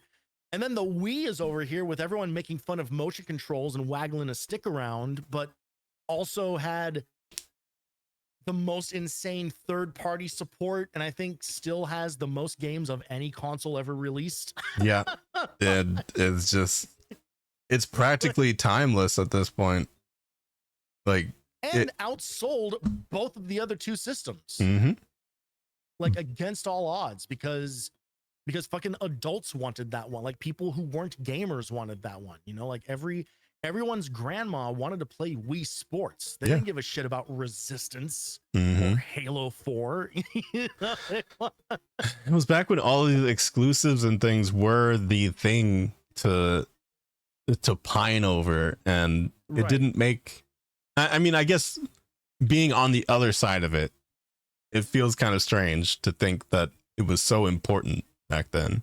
But yeah, I cannot think of a console or of a game of any series at this point that could sell me a whole console, because most of the consoles at this point are so expensive that I'm just not going to get them. Like it's just there. If there is a Tales game that is exclusive to the Switch 2, sorry, that's the first one I'm not playing. I could go back and play some of the other ones. If Soul Calibur 7 is exclusive to the Switch 2, sorry. But that's their loss. You're also describing situations that are not going to happen. No, but you know, like they're not that stupid. World where those games, where specifically those games that you just mentioned, don't come to PC or to other consoles. Exactly, because they know that they have to survive. Like basically, Nintendo is truly the only company that has what you could consider true exclusives. And it's because it's the same things that have been exclusive since the days of the NES. Yep. You know, it is your Marios and your Zeldas and your Metroids. You know, it is their flagship franchises that have always been exclusive. Like if you want to play Nintendo games, you have to get the Nintendo console. That is not true for every other video game, and it's becoming, and that's becoming more and more the case with every passing day. You know, like it was the last console generation where Microsoft said every game that comes out on Xbox will also be available on the PC. Yep. Flat out, like no 100% giving up that fight. Everything will be one-to-one libraries. Yep. You know, which is kind of like, okay, well, I never ever need to buy another Xbox. Exactly. They waved the white and green flag. Like there's no like they can't fight over exclusives anymore. They do not have any. They are just Windows games also. So it's just like, all right. And I'm sorry, Ratchet and Clank is not going to be enough to get me to buy another PlayStation. Nope. It's just not. You know? It's not. And I'm sorry, Bloodborne, I don't care. I really don't care. There are enough people, enough like individual users out there working on making that thing work on PC anyway. You know, like we don't need to wait for FromSoft or whoever to do it themselves. Like, fans will figure that one out. They will. You know, so or they'll just go play Liza P. At this point, like that game's pretty successful for the reason of I mean, I don't think they're all you know, like OG Pinocchio fans. Go over there. They're obviously that was a real draw for me. Yeah. They're just like, I'm just such a fan of that little lion wood boy. Ugh. I've always hated that thing. I've always hated Pinocchio and the stories, and just like no part of that has appealed to me. But that game looks really cool. Like, yeah, it's pretty cool. It's pretty good. I believe you. There's a reason it's on my backlog, because it's one of the only Souls likes out there that seem to be like worth the time to actually give a damn about. Genuinely, like, if I were to put time into any of them that aren't like Neo always looks cool to me. And I guess yeah, the Neo games are fun. Sekiro kind of. Sekiro kind of a pain in the ass. I don't know Sekiro about Sekiro. Is very much its own thing. Yeah. You know, Sekiro is a Souls light. I would call Sekiro a Souls light. Yeah. You know, more than anything. Like, no. it really. We're starting the light discussion. I hate it so much. Why? Because it does not adhere to so many of the things that are what you would consider part of that style of game. Right. You know, there are a lot of things about it where that type of, like, you're not doing like equipment and item hoarding. You know, you're not building up your stats outside of like health and attack power. You know, like it is a much more straightforward like action game that has like a Dark Souls wrapper around it. Right. See, one that I want you to play is Immortal Unchained. Have you heard of that one? It sounds vaguely familiar. This does not look like anything I've ever seen. What the fuck is this? Not good. I guarantee you I'm going to click on this Steam link and it's going to be like, this is already in your library. Maybe. Okay, it's not in my library. I don't know. $11 and has mixed reviews. I'm telling you. This does not look. I'm telling you. It's something. This does not seem like the kind of thing I want to get into. I've already bounced off of both Last Remnant games. Dark Souls with guns, I have tried it and it does not work for me. Yeah. I 100% understand. But I'm not even saying that I think this game is particularly good. I just think it's interesting that it exists. Interesting, sure, but you can say that about lots of things. Yeah. Like, I don't know if that appendicitis exists. You know, there's things that I mean, that is true. It is out there, and it's gonna strike when you least expect it. But that is also the case with Immortal Unchained. That's also the case with Souls likes. I mean, there's just, I don't know. I don't know how many of them could actually properly catch, but I feel like the one that's most likely to do that is probably Liza P, just because you can actually, I like how many skills there are in it. I like how many weapons there are in it. It just seems a little bit more active, I guess, than some of the other ones. It just, and you know, the aesthetic does help. Well, that's the thing, is like the aesthetic does a lot. Yeah. Like the art direction in that game is really terrific. Mm-hmm. But it's also, the thing of it is like when it comes to those games, like it all comes down to how the combat feels. Yeah. You know, and it looks fun. One of the main reasons I bounce off of so many Souls likes is because of that, is because the combat just is not satisfying, like in a way that feels fair, or in a way that feels like it is like actually like polished in the way that like FromSoft does. Like don't get me wrong, like there's plenty of like cheap moments and stuff like in the Souls proper games. Even all the way up through Elden Ring, you know, like there's stuff just kind of like, oh, for fuck's sake, man, you know. Yeah. But all of it feels intentional. You know, like it all feels like it has been designed that way for those encounters to go certain ways. there are so many other Souls-likes out there where that does not feel to be the case, because you don't see the same level of care across the rest of the game as well, right? So, you know, for every Dark Souls, there's a Code Vein Yeah. or a Kazan, the first Berserker or whatever, where it's like there's enough here where like super fans of this genre could probably like power through. Yeah. But there are too many instances of just like really cheap attack. Like that's the thing, is like there are like weird like cheap like one hit kills and stuff like that in the Souls game, but they have tells. Yeah. You know, and you can learn to respond to things. There are things that I've encountered in literally every other Souls like that doesn't have FromSoft in the developer credits, where like attacks just like spring out of fucking nowhere. You know, just like no hint, like, no tell, no anything. Or they do the opposite, where they do a wind up and then, you know, borrow a phrase, you know, take 3 to 5 business days to then follow through on the swing. Yeah. So it's impossible to like learn what the timing is actually supposed to be. You know, and that just happens constantly. And I'm at the point now where I like it when it happens once, I'm done. Yeah. You know?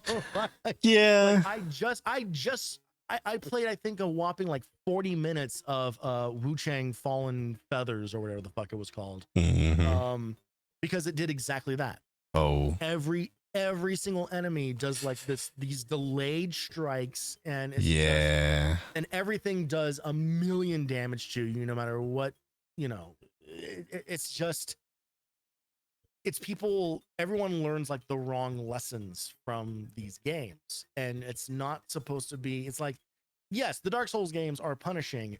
Not everything like immediately kills you in one hit, and you usually have enough time to kind of respond to things, you know, and you can, if you can react quickly enough, like you can get out of bad situations and stuff like that. Like there are ways around stuff.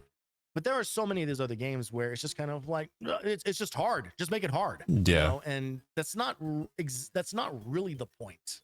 At least not for me. You know, like this is just how I feel about the genre. I'm sure there are some people who are super into it. It's like, give me all the punishment you have. I'll get it.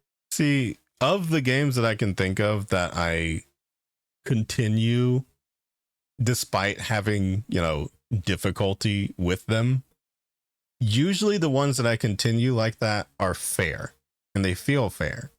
Right. So it's like, if you can think of exactly what to do to get out of a specific situation that you're in, and you do it, and it's satisfying to see it done, then it's like, oh, okay, well, this suddenly makes sense. This is actually satisfying, and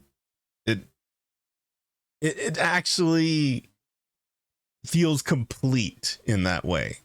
It's not one of those things where you're just like butting up against it and it's not fun, and everything about it, it just sort of feels like, okay, this is hard for the sake of being hard.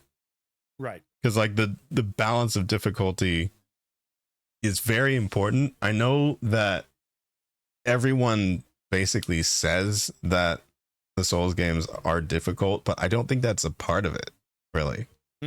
They're just set up in a specific way that comes out as difficult because of the things that it doesn't do, but it still gives you ways around that. Like it leaves you lacking in some ways, but it makes up for it in other ways. Because the other part of it is like, I know that there's people who are very like purist about what you're supposed to do in order to play a Souls game, but also like, you know, you are given specific things to make it easier for you to play. Right.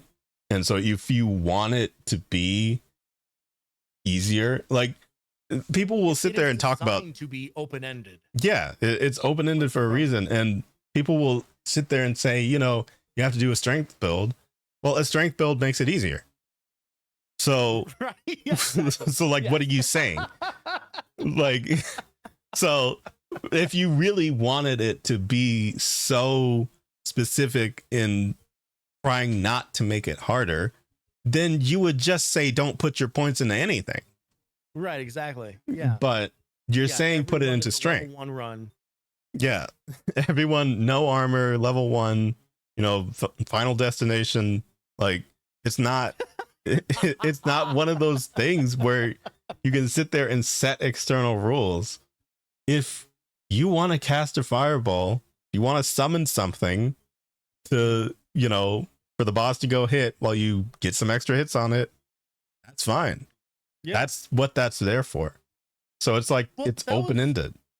And that was how I felt about like Elden Ring, especially because there were so many people out there who were just kind of like, it's so fucking easy that they give you all these summons that you can use like all the time for every boss fight. It's just kind of like, yeah. The bosses are fucking hard, man. Uh-huh. Like, they are, like they're fucking crazy. They have expanded all of their move sets. They have expanded, you know, like how quickly they attack you, how quickly they drain your stamina.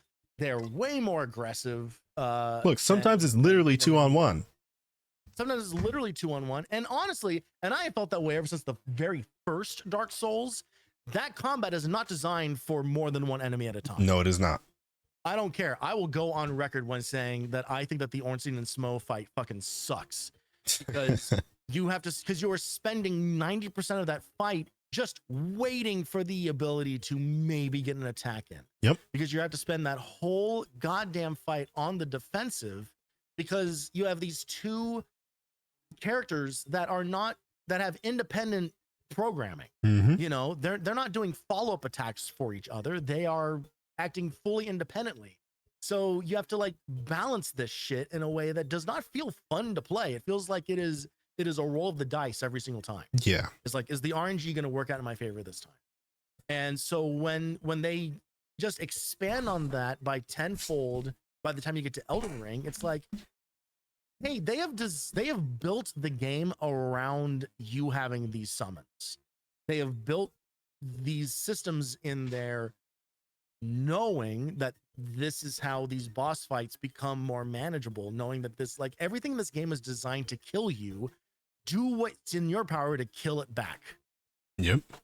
You know, and it's yeah. I have never given one flying fuck what anybody has to say about the difficulty about mostly any video game, but especially those like the so-called purists, and anyone who says get good should have a fucking bat taken to their mouth. Like, just like, shut the fuck up. Like, yeah. Who are you impressing? No, it's just, you're like, child. The needless macho energy around that is just game system, not just a random OP on. Exactly. Yeah. Again, it's like the entire point that there's ways to balance it out. Because like otherwise it would be stupid. like you will find a game where there's no balance in that, and it's just like, well, this is stupid then. Like, right, exactly. What am I doing this for? Right. If Sekiro didn't have parrying, it would be the dumbest game on the planet. Yeah.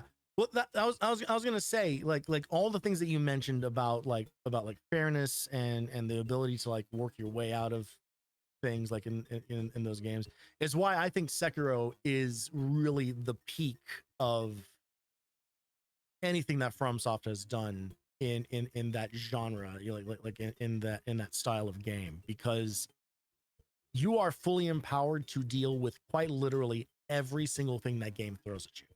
Yeah. Like the game even kind of goes out of its way to like trick you into thinking that you can't parry certain things. Mm-hmm. And you 100% can. Mm-hmm. And like once it clicks, like once that game clicks, it's one of my favorite games of all time. Like nothing has felt as satisfying as being able to play that game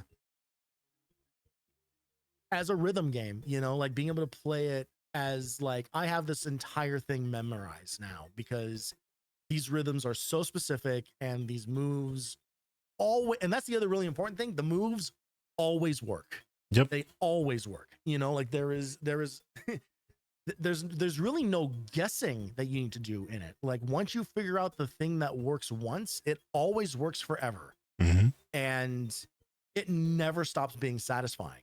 You know, like I 100%ed that game. Like I have every achievement in that game because it was that much fun to play.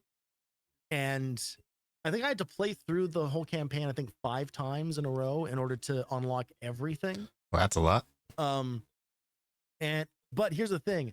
The last 3 runs of those 5 runs were like a couple hours each.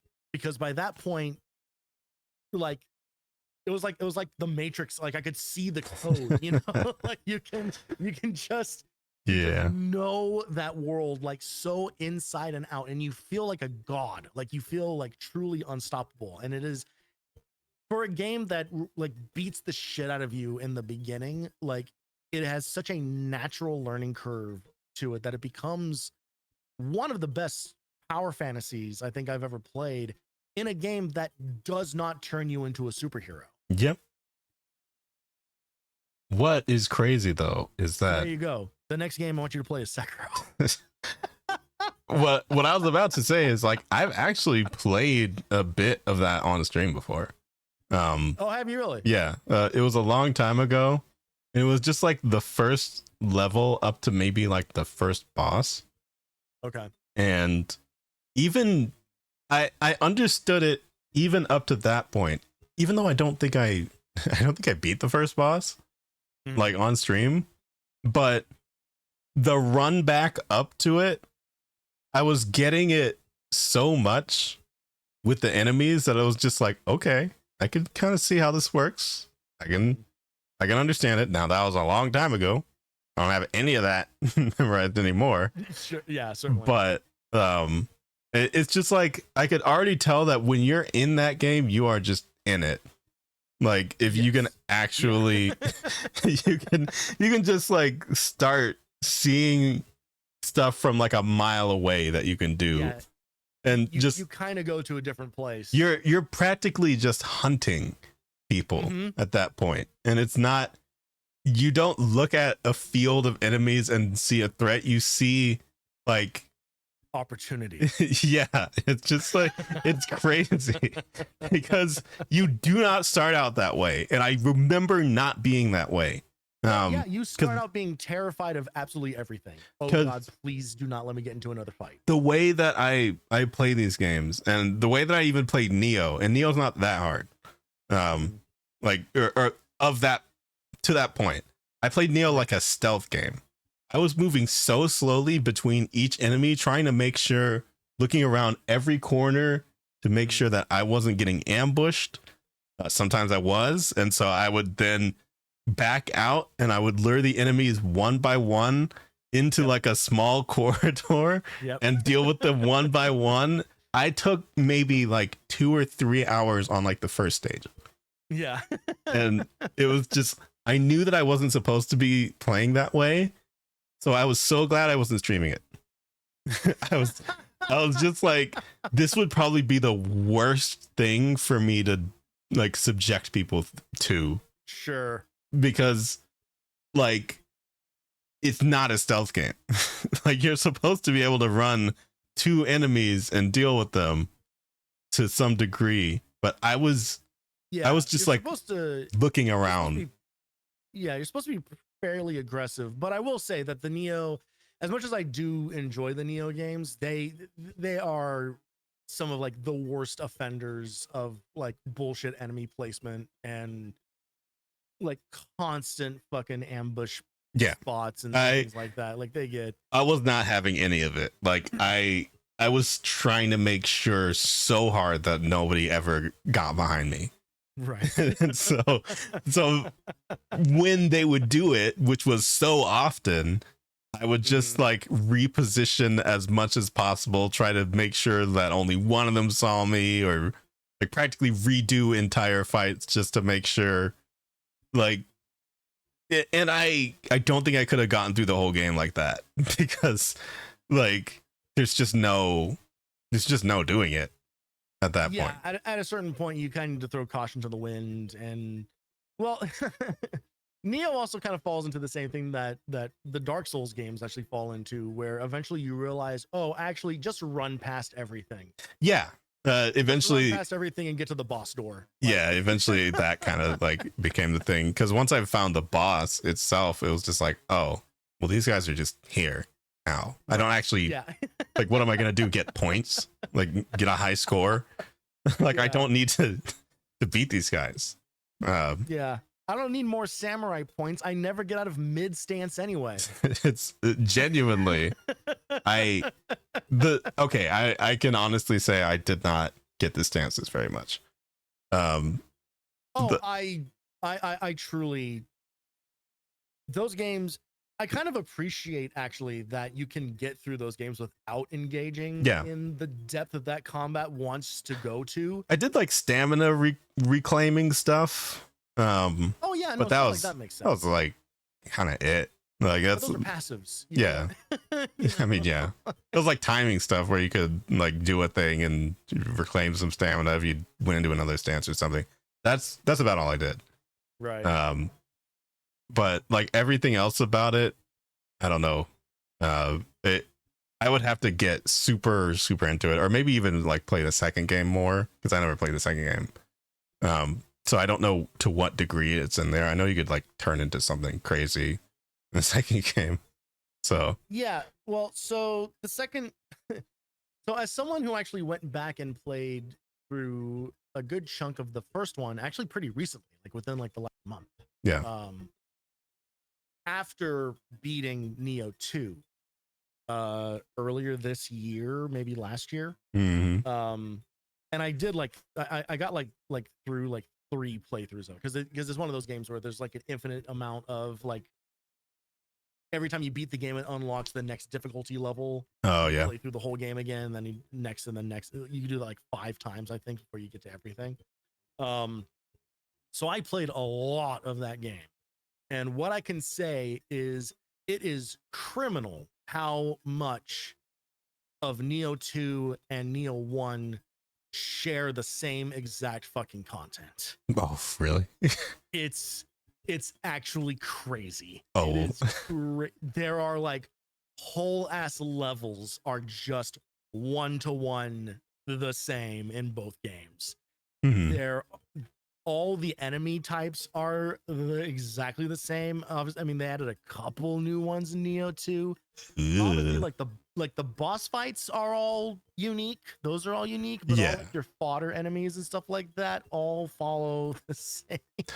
It's like when you play through the Castlevanias after Symphony of the Night and realize, oh wow, they kind of stopped drawing new enemy artwork after Dracula X. Yeah.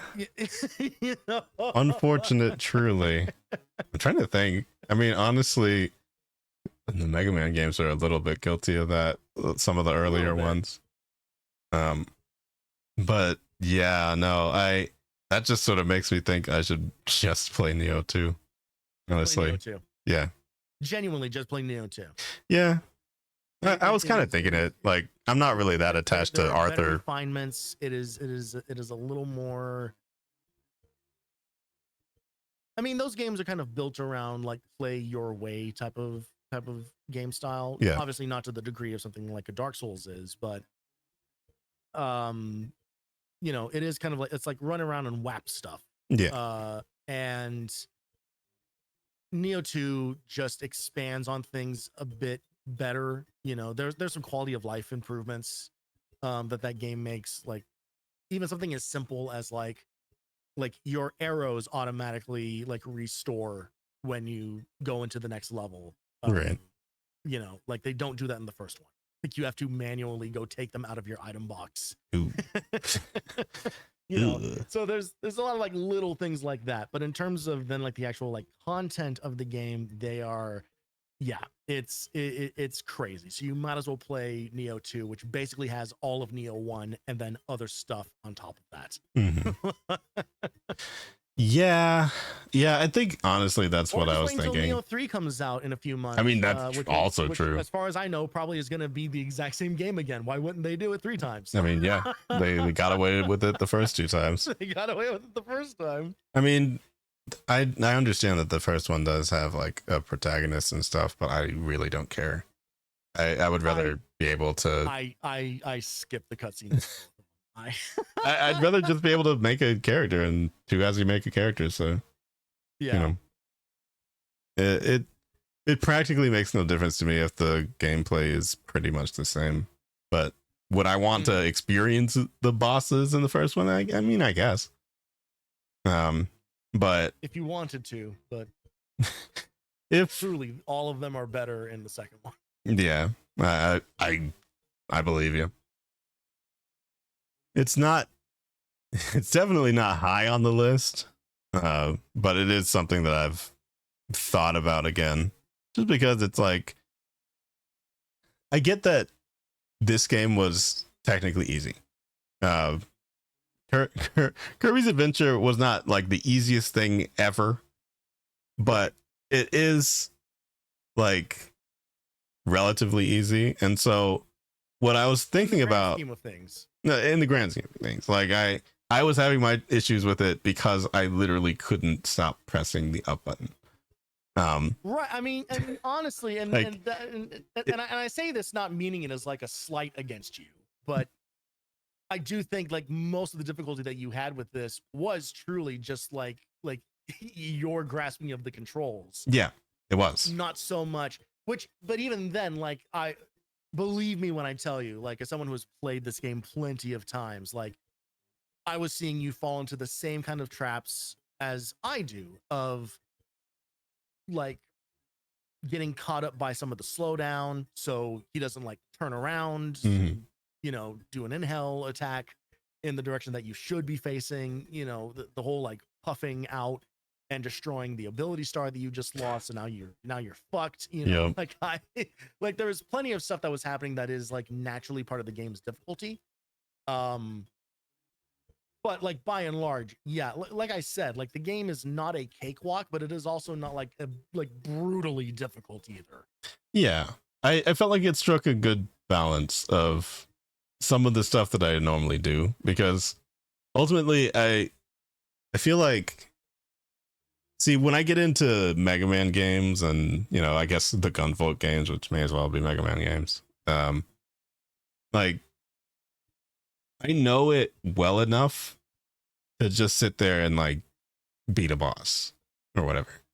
And so I do like that feeling enough to come back to more side scrollers.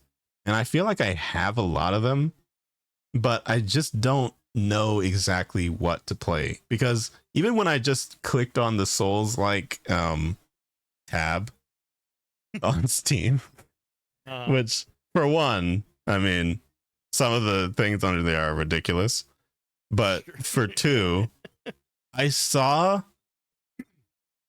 like at least 7 or 8 or 9 of the same looking 2D game over and over and over in that section. Yeah.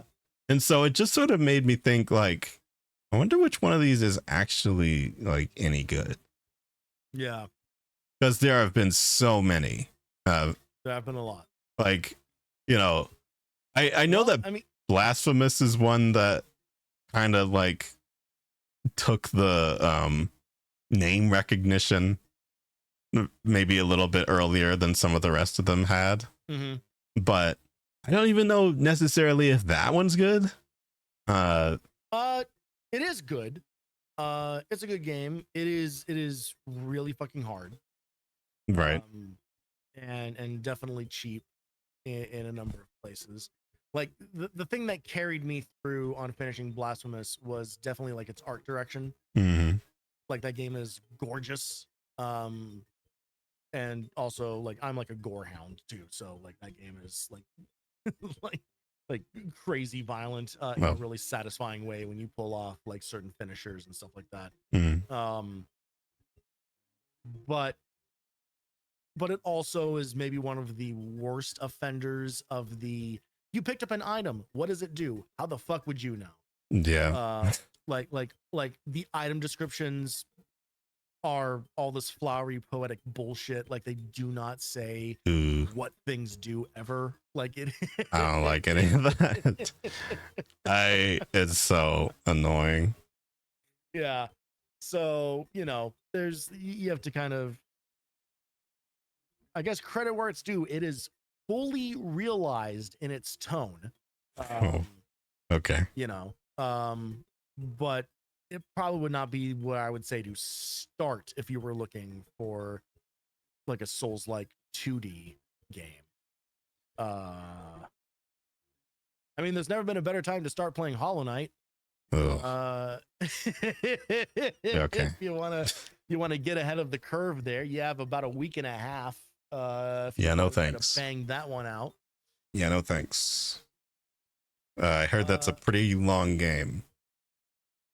Yeah, it is pretty long. I don't think I mean, I can't do actually, marathon stuff. I don't know. Yeah. I feel like I would have to. It's actually a roguelike, not a Souls-like, but Dead Cells is pretty fucking satisfying once you kind of figure out that game. Yeah. I had a lot of fun with that one, but it is kind of doing a different thing.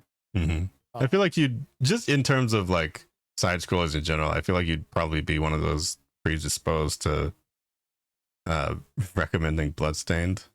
I do have that one, but Bloodstained's, yeah, I mean, Bloodstained Ritual of the Night's really good. It's yeah, I mean, a pretty good game. I thought so. I thought you'd say that.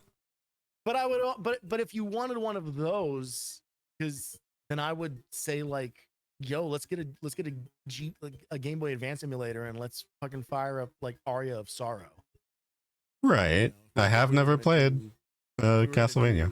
If we were gonna do a Castlevania or a Metroidvania, right? Like I would probably go with that or like Metroid Fusion or Zero Mission. Like both of those games are fucking great. Yeah. It is actually kind of crazy to hear somebody recommend a Metroidvania using the Metroid series and the Castlevania series. Which is insane to think about. Why the genre is named after those games specifically, because they are the best ones and they're the ones who did it the best. So right. But then I always hear about Ender Lilies all the time. Yeah, I played a bit of Ender Lilies. I played 5 hours of it. Really? I don't remember a goddamn thing about it. Really? Yeah. Huh. I think I remember it being good. I mean, that's all I've heard. But I think I just fell off. I guess that's fair. Which if I'm the one saying that I fell off of something, like you cannot use that. Well, that's true.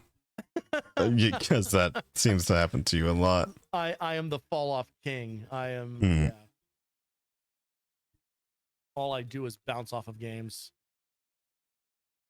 Yeah. It is fully out of nowhere, but it's only because it's sitting next to Ender Lilies in my Steam library. Deadly Premonition 2 is. I mean, I have never played it. That's in there. Yeah, probably one of the best 2D side scrollers. Yeah, out there. Yeah, definitely. Yeah, I mean, there's also part of me that just wants to be like, yo, play Contra. I mean, yeah, I've never played Contra. It's true. Like if we wanted to do just like classic ass side scrollers, like Contra is a great place to start. Mm-hmm.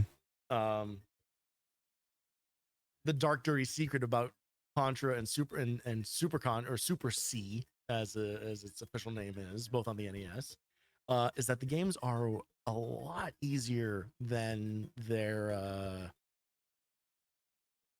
reputation makes them out to be. Really? As I discovered. Yeah. Well, because I grew up with those games and obviously they were like super, super hard at the time. Hmm. And then I played them again on my channel, either last year or that might have been in my first year that I started streaming. And I beat both of those games on the first run of both. Wow. Because it turns out that if you just slow down a little bit, the game is a cakewalk. Oh, If you play them don't stop for nothing style, trying to blast everything that comes your way, you will run out of lives. yeah. You will get got every single time. But if you just kind of nudge your way across some of the harder parts of that game, it is really easy. So I think that those might be those could be interesting. Mhm. You know, certainly single stream possible. I mean, that's always good to not, stretch out a game that's 5 hours into 5 weeks. Into 3 weeks. Would never do that. So, Couldn't happen. I mean, I guess ultimately we will have the actual discussion of like what to recommend next. Because Yeah, I mean, because underneath all of this conversation, if I was going to recommend you the best side scroller to play, I would just be saying, let's play Rocket Knight Adventures. Like, I mean, like all of this would go away. I mean, why not? I've never played it. You know that I've never played it. I've never seen can I anything from it. Can I be honest? Huh? The why not is because that game means so much to me. Oh. That I don't think I could stomach it if I suggested it to another person they didn't like it. Worse so if I had to be there in the moment that it was happening. If someone went and like experienced it on their own, then fine. People are gonna like what they're gonna like. But if I have to sit here and listen to someone in real time talk about what they don't like about my favorite game of all time, there is no impartiality that I could do that I could engage in. It is the one thing where I could not have an unbiased approach to it. You know what? That's 100% fair. And I'm not even sure I would have a game like that I would be truly like that about. Right. Because like ultimately, as much as I like Arknights, it was just the past 5 years of my life. And that's just like a sixth of it or whatever. And I'm sure you don't have the same level of passion for Jazz Jackrabbit. Actually, I don't know. I mean, that's the thing. There's also been a lot of hindsight with it also depends on how you identify with the things that you like too, because I liked them. Yeah, of course. I liked them when I liked them, and I understood that they had like a really big draw on my life moving on from them. But do I go back and play Jazz Jackrabbit all the time? No, I don't. Sure, yeah. Like, you probably played Rocket Knight a ton, I imagine. I most recently played it on April 23rd. Yeah. I revisit the game constantly. Yeah. I go back to the game constantly. And that's just not how I engage. You know why? With most. Because that's my stream. Because that's my stream anniversary. Oh, okay. Well, yeah. There you go. There you go. Because like it's not as though I don't have things that are special to me, media wise, that I really enjoy.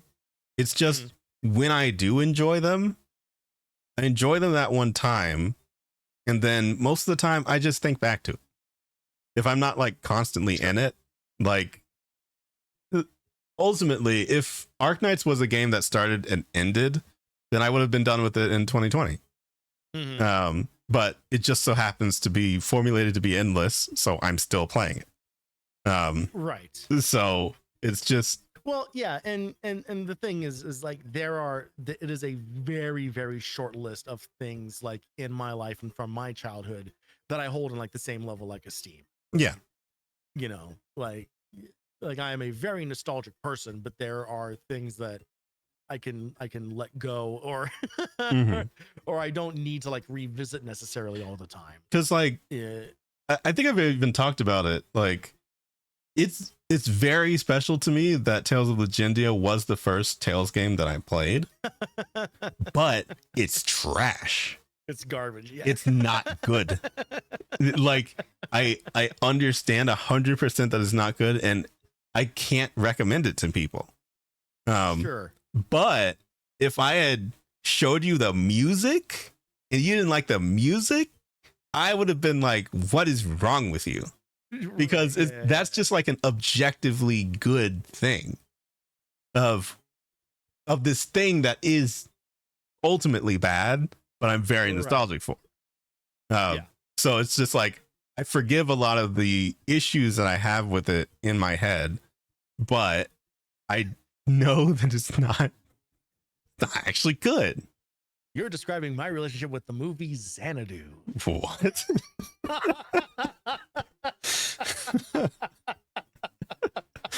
I mean, all right. I 100% believe you. Trash movie. Yeah. Yeah.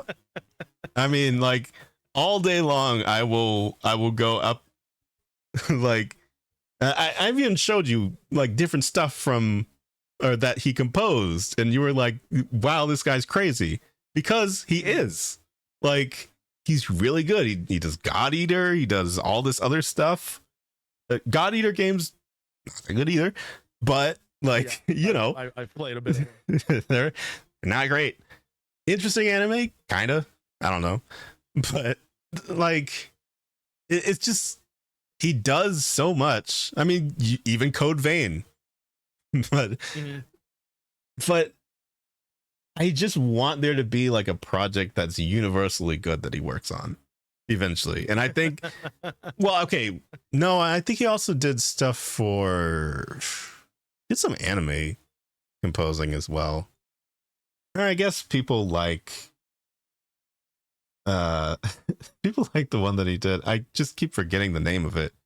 It's the really stylized one with the demon with the thing in her mouth. Demon Slayer. Yes. Demon Slayer. Demon Slayer is the one. Signs that it is getting late. Oh, what is the anime about? With the demon, with the person all the time. slaying the demon. Oh, I cannot remember for the life of me. Can't figure that one out. But yes. Hunter, that's it. Yeah. He did some composing for Demon Slayer as well. I think that is a pretty well liked thing. But it's just like I'm happy that he's not like so underutilized that the only thing that he was ever in was Tales of Legendia. Like people recognize that he's actually good. But I will never I'll basically never look back on the things that I was super nostalgic for and just uniformly defend everything about them, because I just can't be like that. And I think it's just mostly because I can't like I consume so much media that I can't go back all the time. I can't rewatch things most of the time. I also think that what you're describing is impossible to do. Yeah. You know, like the idea that you can fully, because here's the thing is like does Rocket Knight Adventures mean a lot to me? Yes, absolutely. Are there things that are objectively kind of like off about it? 100%. Yeah. The game is like brutally difficult, you know, like it's an old school Konami side scroller, so the difficulty is kind of all over the map. You know, and there are definitely things about it that's just kind of like, yeah, you know, of course, if I handed this to somebody who does not play a lot of side scrollers, especially from like that era of like the 80s and 90s, you know, platformers and mascot games and stuff like that, then of course, then it's not going to click, you know, like it's not going to, because you like so much about like all art is like is its place and time for your experience with it. Yeah. right? You know, so just like you said, you know, like with the Legends game, it's like it just so happened to be the first one, and it was like the right time and right place for you. Yeah. You know, even though you can look on it objectively and know that this game has problems. Mm-hmm. You know, like it's still going to be tied to all these other like emotions and all these other memories and stuff. You know, and that is like where nostalgia comes from, like as a concept. You know, like Mm-hmm. it's not about everything that we enjoyed when we were younger being as good as we thought it was. It is the feeling that we had with it in that moment, getting that feeling back. Yep. You know, and that is a very difficult thing to do, and it is an impossible thing to do for anyone who does not lived your experience. Exactly. You know, so Because for anyone to have like there's even with the music itself, I remember specifically one time I was just sitting at break at my old job, and the title screen, or I don't know if it was the title screen or like one of the areas came on, and I just started full on crying. And it was so funny to me that I started crying that I was laughing at the fact that I was crying.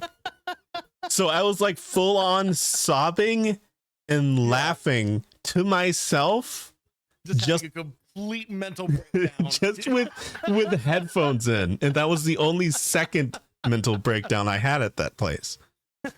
But it's just like I could not describe the feeling, but it's just like ultimately nostalgia is just placing your mind back when times were whatever. I mean, Right. could be good, could be bad, could be coping with whatever. But it just it was just such a violent reminder of a thing that I liked that I started crying about it. And it was just like, it's a powerful emotion. And sometimes you just don't really even know what to do with it. So I feel like if I were to sit there and still like watch somebody point out all the stuff that was bad about Legendia, then I would just be like, well, it's not that. There would still be that moment of just like, well, I mean, if you like think of it this way, and then the other thing that, I mean, it's just mostly hindsight of like understanding that you've experienced different things since then that are better, that are worse, that are comparable. And you know, like I'm still a fan of the Tales games because I feel like ultimately they got better. Right. I don't think Tales of Arise is the best thing in on the planet, but like my favorite one is still from the PS2 era, and it's Tales of the Abyss. And I just feel like the overall story in that one nailed a lot of the stuff that I had issues with Legendia. And so you can see them get better over time, and you understand after having experienced a bunch of other stuff that the thing they thought was so good that wasn't the best. And that's fine. And it's just, you don't have to sit there and entrench yourself, but at the same time, when you see somebody attacking it, it's like, well, you know, don't go so hard on it. It wasn't that bad. It's like, it still feels like they're attacking your memories and not the thing. Right. Yeah, exactly. Yeah. And that can be a very difficult like line to walk on. I think both as like a listener or as the one doing the critiquing.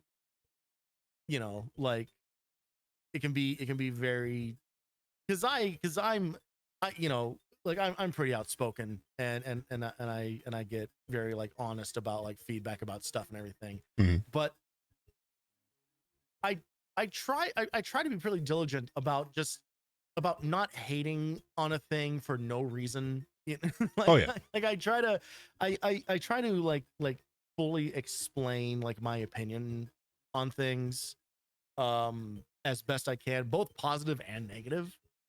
uh and I think part of it comes from experiencing that of, you know, of having things that you really care about, you know, especially like when you're a kid and you're trying to tell like the other kids at school about it, or, you know, like try to get other people like into the things that you like or whatever, and for them to dismiss it and be like, that's stupid or that's lame.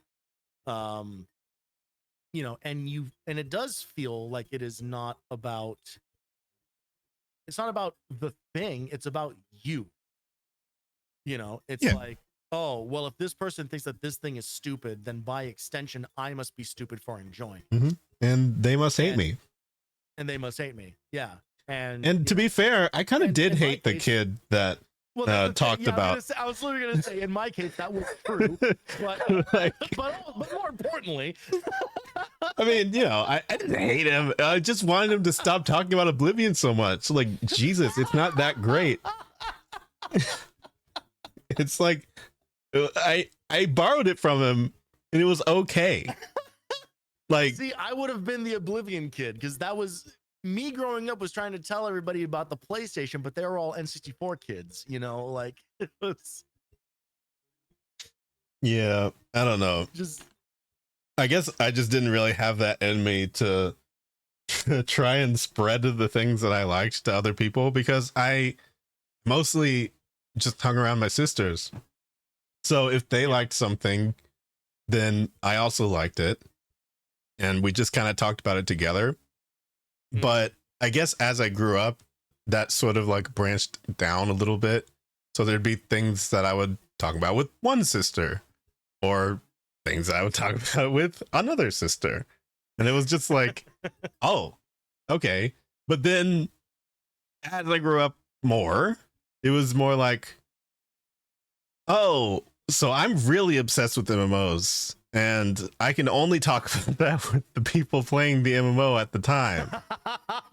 So then it just sort of like whittled down further and further, and it was just like, oh, okay, online people now can I only can talk talk about this with no sisters. Yeah, it's just, and you know, I mean, one sister of mine did actually follow me to a lot of MMOs, and we played a lot of those together. But other than that, I mean, there were some of them that I played, and after that, I guess it was just like so many interests that sort of developed out of just being in here alone, that it was just like, well, I don't really want to go out and try and get them into every little thing that I'm into. So it's like, Sure. I don't have a sister to talk about Arknights with, unfortunately, but I'm working on it.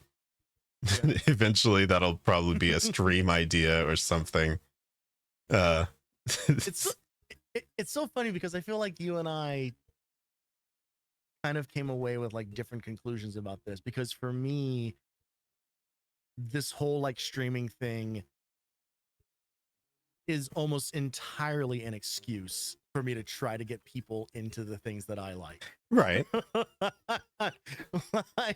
like so much, because I think I had the opposite effect, like, because I do have a brother and we would talk about stuff, but you know, that was really it. You know, like I did not have people that I could really, even all the way up like through my adult life, like did not have people to talk about video games with. Yeah. Like truly, you know, like my friends, they're not gamers. They are very casual gamers often. They are, or if they are gamers, they kind of jump from thing to thing. And honestly, there's not really a lot of like genre overlap in our interests. Mm-hmm. You know, so I have spent the majority of my life not having people to talk to about maybe the single most driving force in my life. Yeah. You know, yeah, which is games. And like now having the opportunity to be kind of like, oh, actually the sole purpose of anyone being around watching any of this is because they also like video games and want to see more of them. Yeah. So for me, it feels like I am doing the opposite, where it is just kind of like now I am trying to blast out as many cool things, many things that are cool to me Mhm. as possible. You know, like that's why I will go on like these big, like whole long monologues about like how cool the PS1 is, because I grew up with no one else had a fucking PlayStation, Yeah. you know. And now because the time has passed on it, you know, like no one's going back and revisiting these things, so it's just kind of like there's a whole world of like really cool old shit out there that like didn't get its time to shine. And there's a part of me that feels, I don't know, like saying a responsibility is giving it too much gravitas. Compulsion. You can just call it Who the fuck compulsion. am I? Yeah, exactly. There is like this compulsion to be kind of like, oh yeah, no, that's cool. Did you also know that similarly, this thing that you're describing existed 15 years before that game, and it was called this, and it was on the Sega Genesis, you know, like all these, like it is such like this thing that is like ingrained in me, you know, like that. Even when, because I was watching like the earlier VODs of just like our Kirby playthroughs, Right. and even the moment where you ask like, I don't know how to get rid of the vertical line on the left side of the screen, like you can see me like light up and be kind of like, oh, I can talk about why that exists. Oh, You know? yeah, that is true. I did leave that the entire time, and it was just like, oh, hey, it's one of the bunnies that knows you. Hi, Masa. Hey, it's one of the bunnies. Hello. Hey, Masa. This is this is further proof that I have stayed up too late. Have genuinely been talking for an hour and a half sitting on the Kirby game end screen. That is absolutely true. I beat Kirby an hour and a half ago, and it's so funny because you said in your Discord announcement that it was going to be like 30 minutes and then 3 hours of us talking. 3 hours. Yep. Yeah. Here we are. We're at the 3 hour mark. We've officially hit the 3 hour mark. But thank you for the raid. I do appreciate it. I was actually just talking about trying to indoctrinate people into Arknights, and I feel like I have a duty to drag you back into it, Masa, because you said at some point that you played it, and I just have to get you on the stream and Masa, try to convince you that there's more. Too tired from stream and you need to go to bed. There's more characters. I think you said Rangers was your fave, or did you say 12F? Just 2 characters. I didn't. I just blurt out like code names here. I mean, I guess they are all code names, but. Great. Can I go to bed? Can I? Yeah. Masa, you hop on. I mean, okay, well, maybe we'll plan out to try and see if there's a way that I can convince you to like another character enough, and then we can go find every single time that character's in a story and then read the stories. That'd be fun. Anyway, that's the extent of that's the segment of indoctrination for the day. You got to get one in on every. It'll be, the rest of it will be on Thursday because there's a new event coming in. Yeah, whatever, you don't care. But still, I have been. Can't wait for whatever new weapons in the banner. Oh, no way. That genuinely, I think I would never have been playing Arknights for so long if weapons were on the banners in the game. Yeah. Because I still think that's the stupidest thing ever. Are we going to hang out with Viria? I feel like there was something at some point for that planned, and I don't remember. But I think, I mean, very possibly there could be something having to do with the Colonel. There is a thing. There is a thing. I don't know if Moss is referring to, were you, Moss, and Veer supposed to have an Arknights night? Was that? No, we were not. It was just something that was more recently mentioned, actually, because it's almost the Colonel's birthday, you know. It is almost the Colonel's birthday. But you know, that could be a future thing. Yeah, future thing. Because it's so funny, like there's a possibility of like something that maybe was supposed to happen. I don't know. A year ago that we kind of never got around to. A year ago. Circumstances had other plans, and yeah. But hey, I mean, all of these things are still here, and we can still do them. Because I have also been trying to think of an excuse to stay up and do something with Masa.